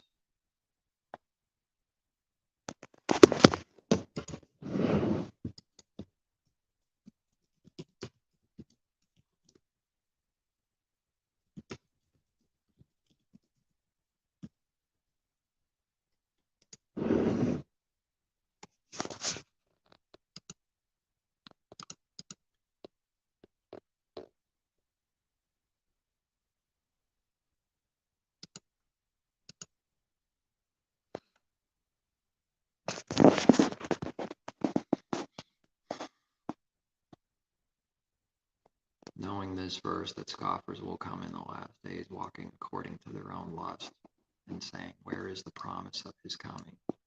For since the fathers fell asleep, all things continue as they were from the beginning of creation. For this they willfully forget. That word has always been there, hasn't it?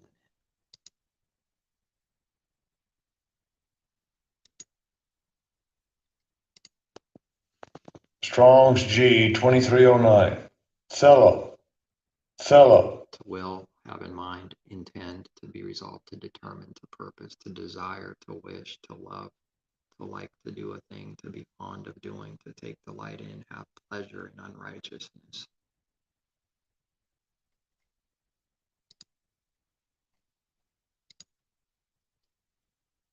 For this they willfully forget, that by the word of Elohim the heavens were of old, and the earth standing out of water and in the water from the beginning, by which the world that then existed perished, being flooded with water. But the heavens and the earth, which are now preserved by the same word, are reserved for fire until the day of judgment and perdition of ungodly men. But, beloved, do not forget this one thing, that with the Master, with Yehovah, one day is as 1,000 years, and 1,000 years as one day. Yehovah is not slack. See this word kurios. I don't know if it would be Yehovah or Master. Is not slack concerning his promise, as some count slackness, but is long suffering toward us, not willing that any should perish, but that all should come to repentance. It will come as a thief in the night. What does that mean? That it's going to be believed in man's heart, obvious. Is anyone going to believe it? No, they speak as if another 2,000 years is going to pass by all the time. They need to make what they do and make themselves feel important with the going green as 500 years from now. They don't care about 500 years from now. They only can care about themselves right now, this moment, because they won't be around 500 years from now. Don't they know that? They don't care about anyone now. How could they care about all the people not even born yet 500 years from now? They talk like that all the time.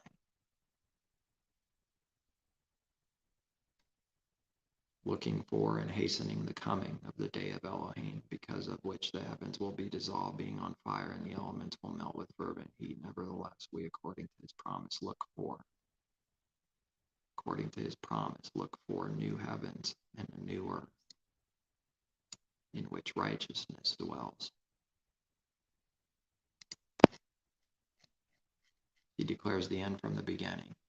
In the beginning, Elohim created the heavens and the earth.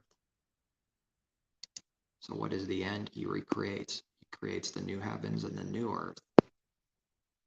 Look for, we, according to his promise, look for new heavens and a new earth in which righteousness dwells.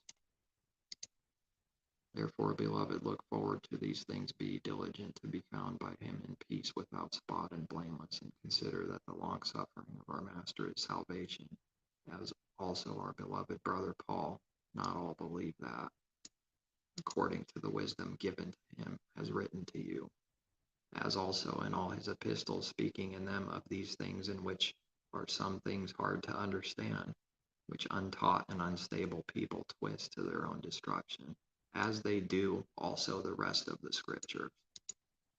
You therefore, beloved, since you know this beforehand, beware lest you also fall from your own steadfastness, and being led away with the error of the wicked, but grow in the grace and knowledge of our Master and Savior, Yehovah Messiah. To him be the glory, both now and forever, to the aging. Amen.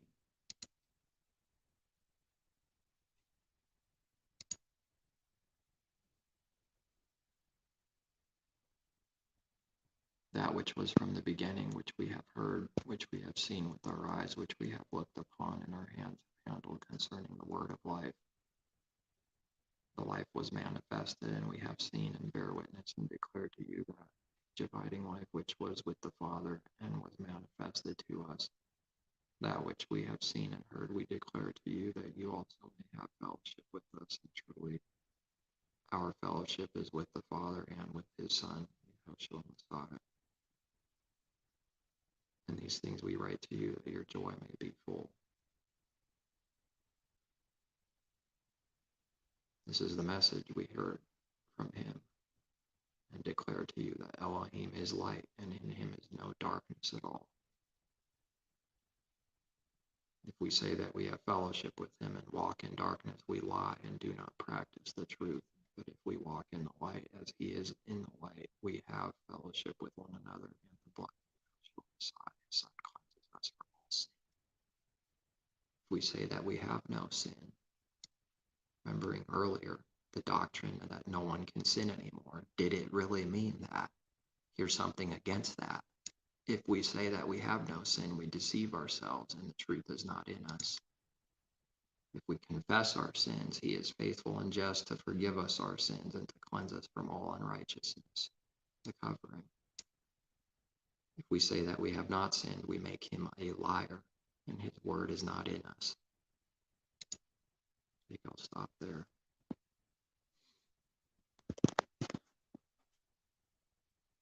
And 3 hours goes by just like that. Suppose that's what it will feel like in the end. It went by just like that. All right, peace, take care, seek truth from above.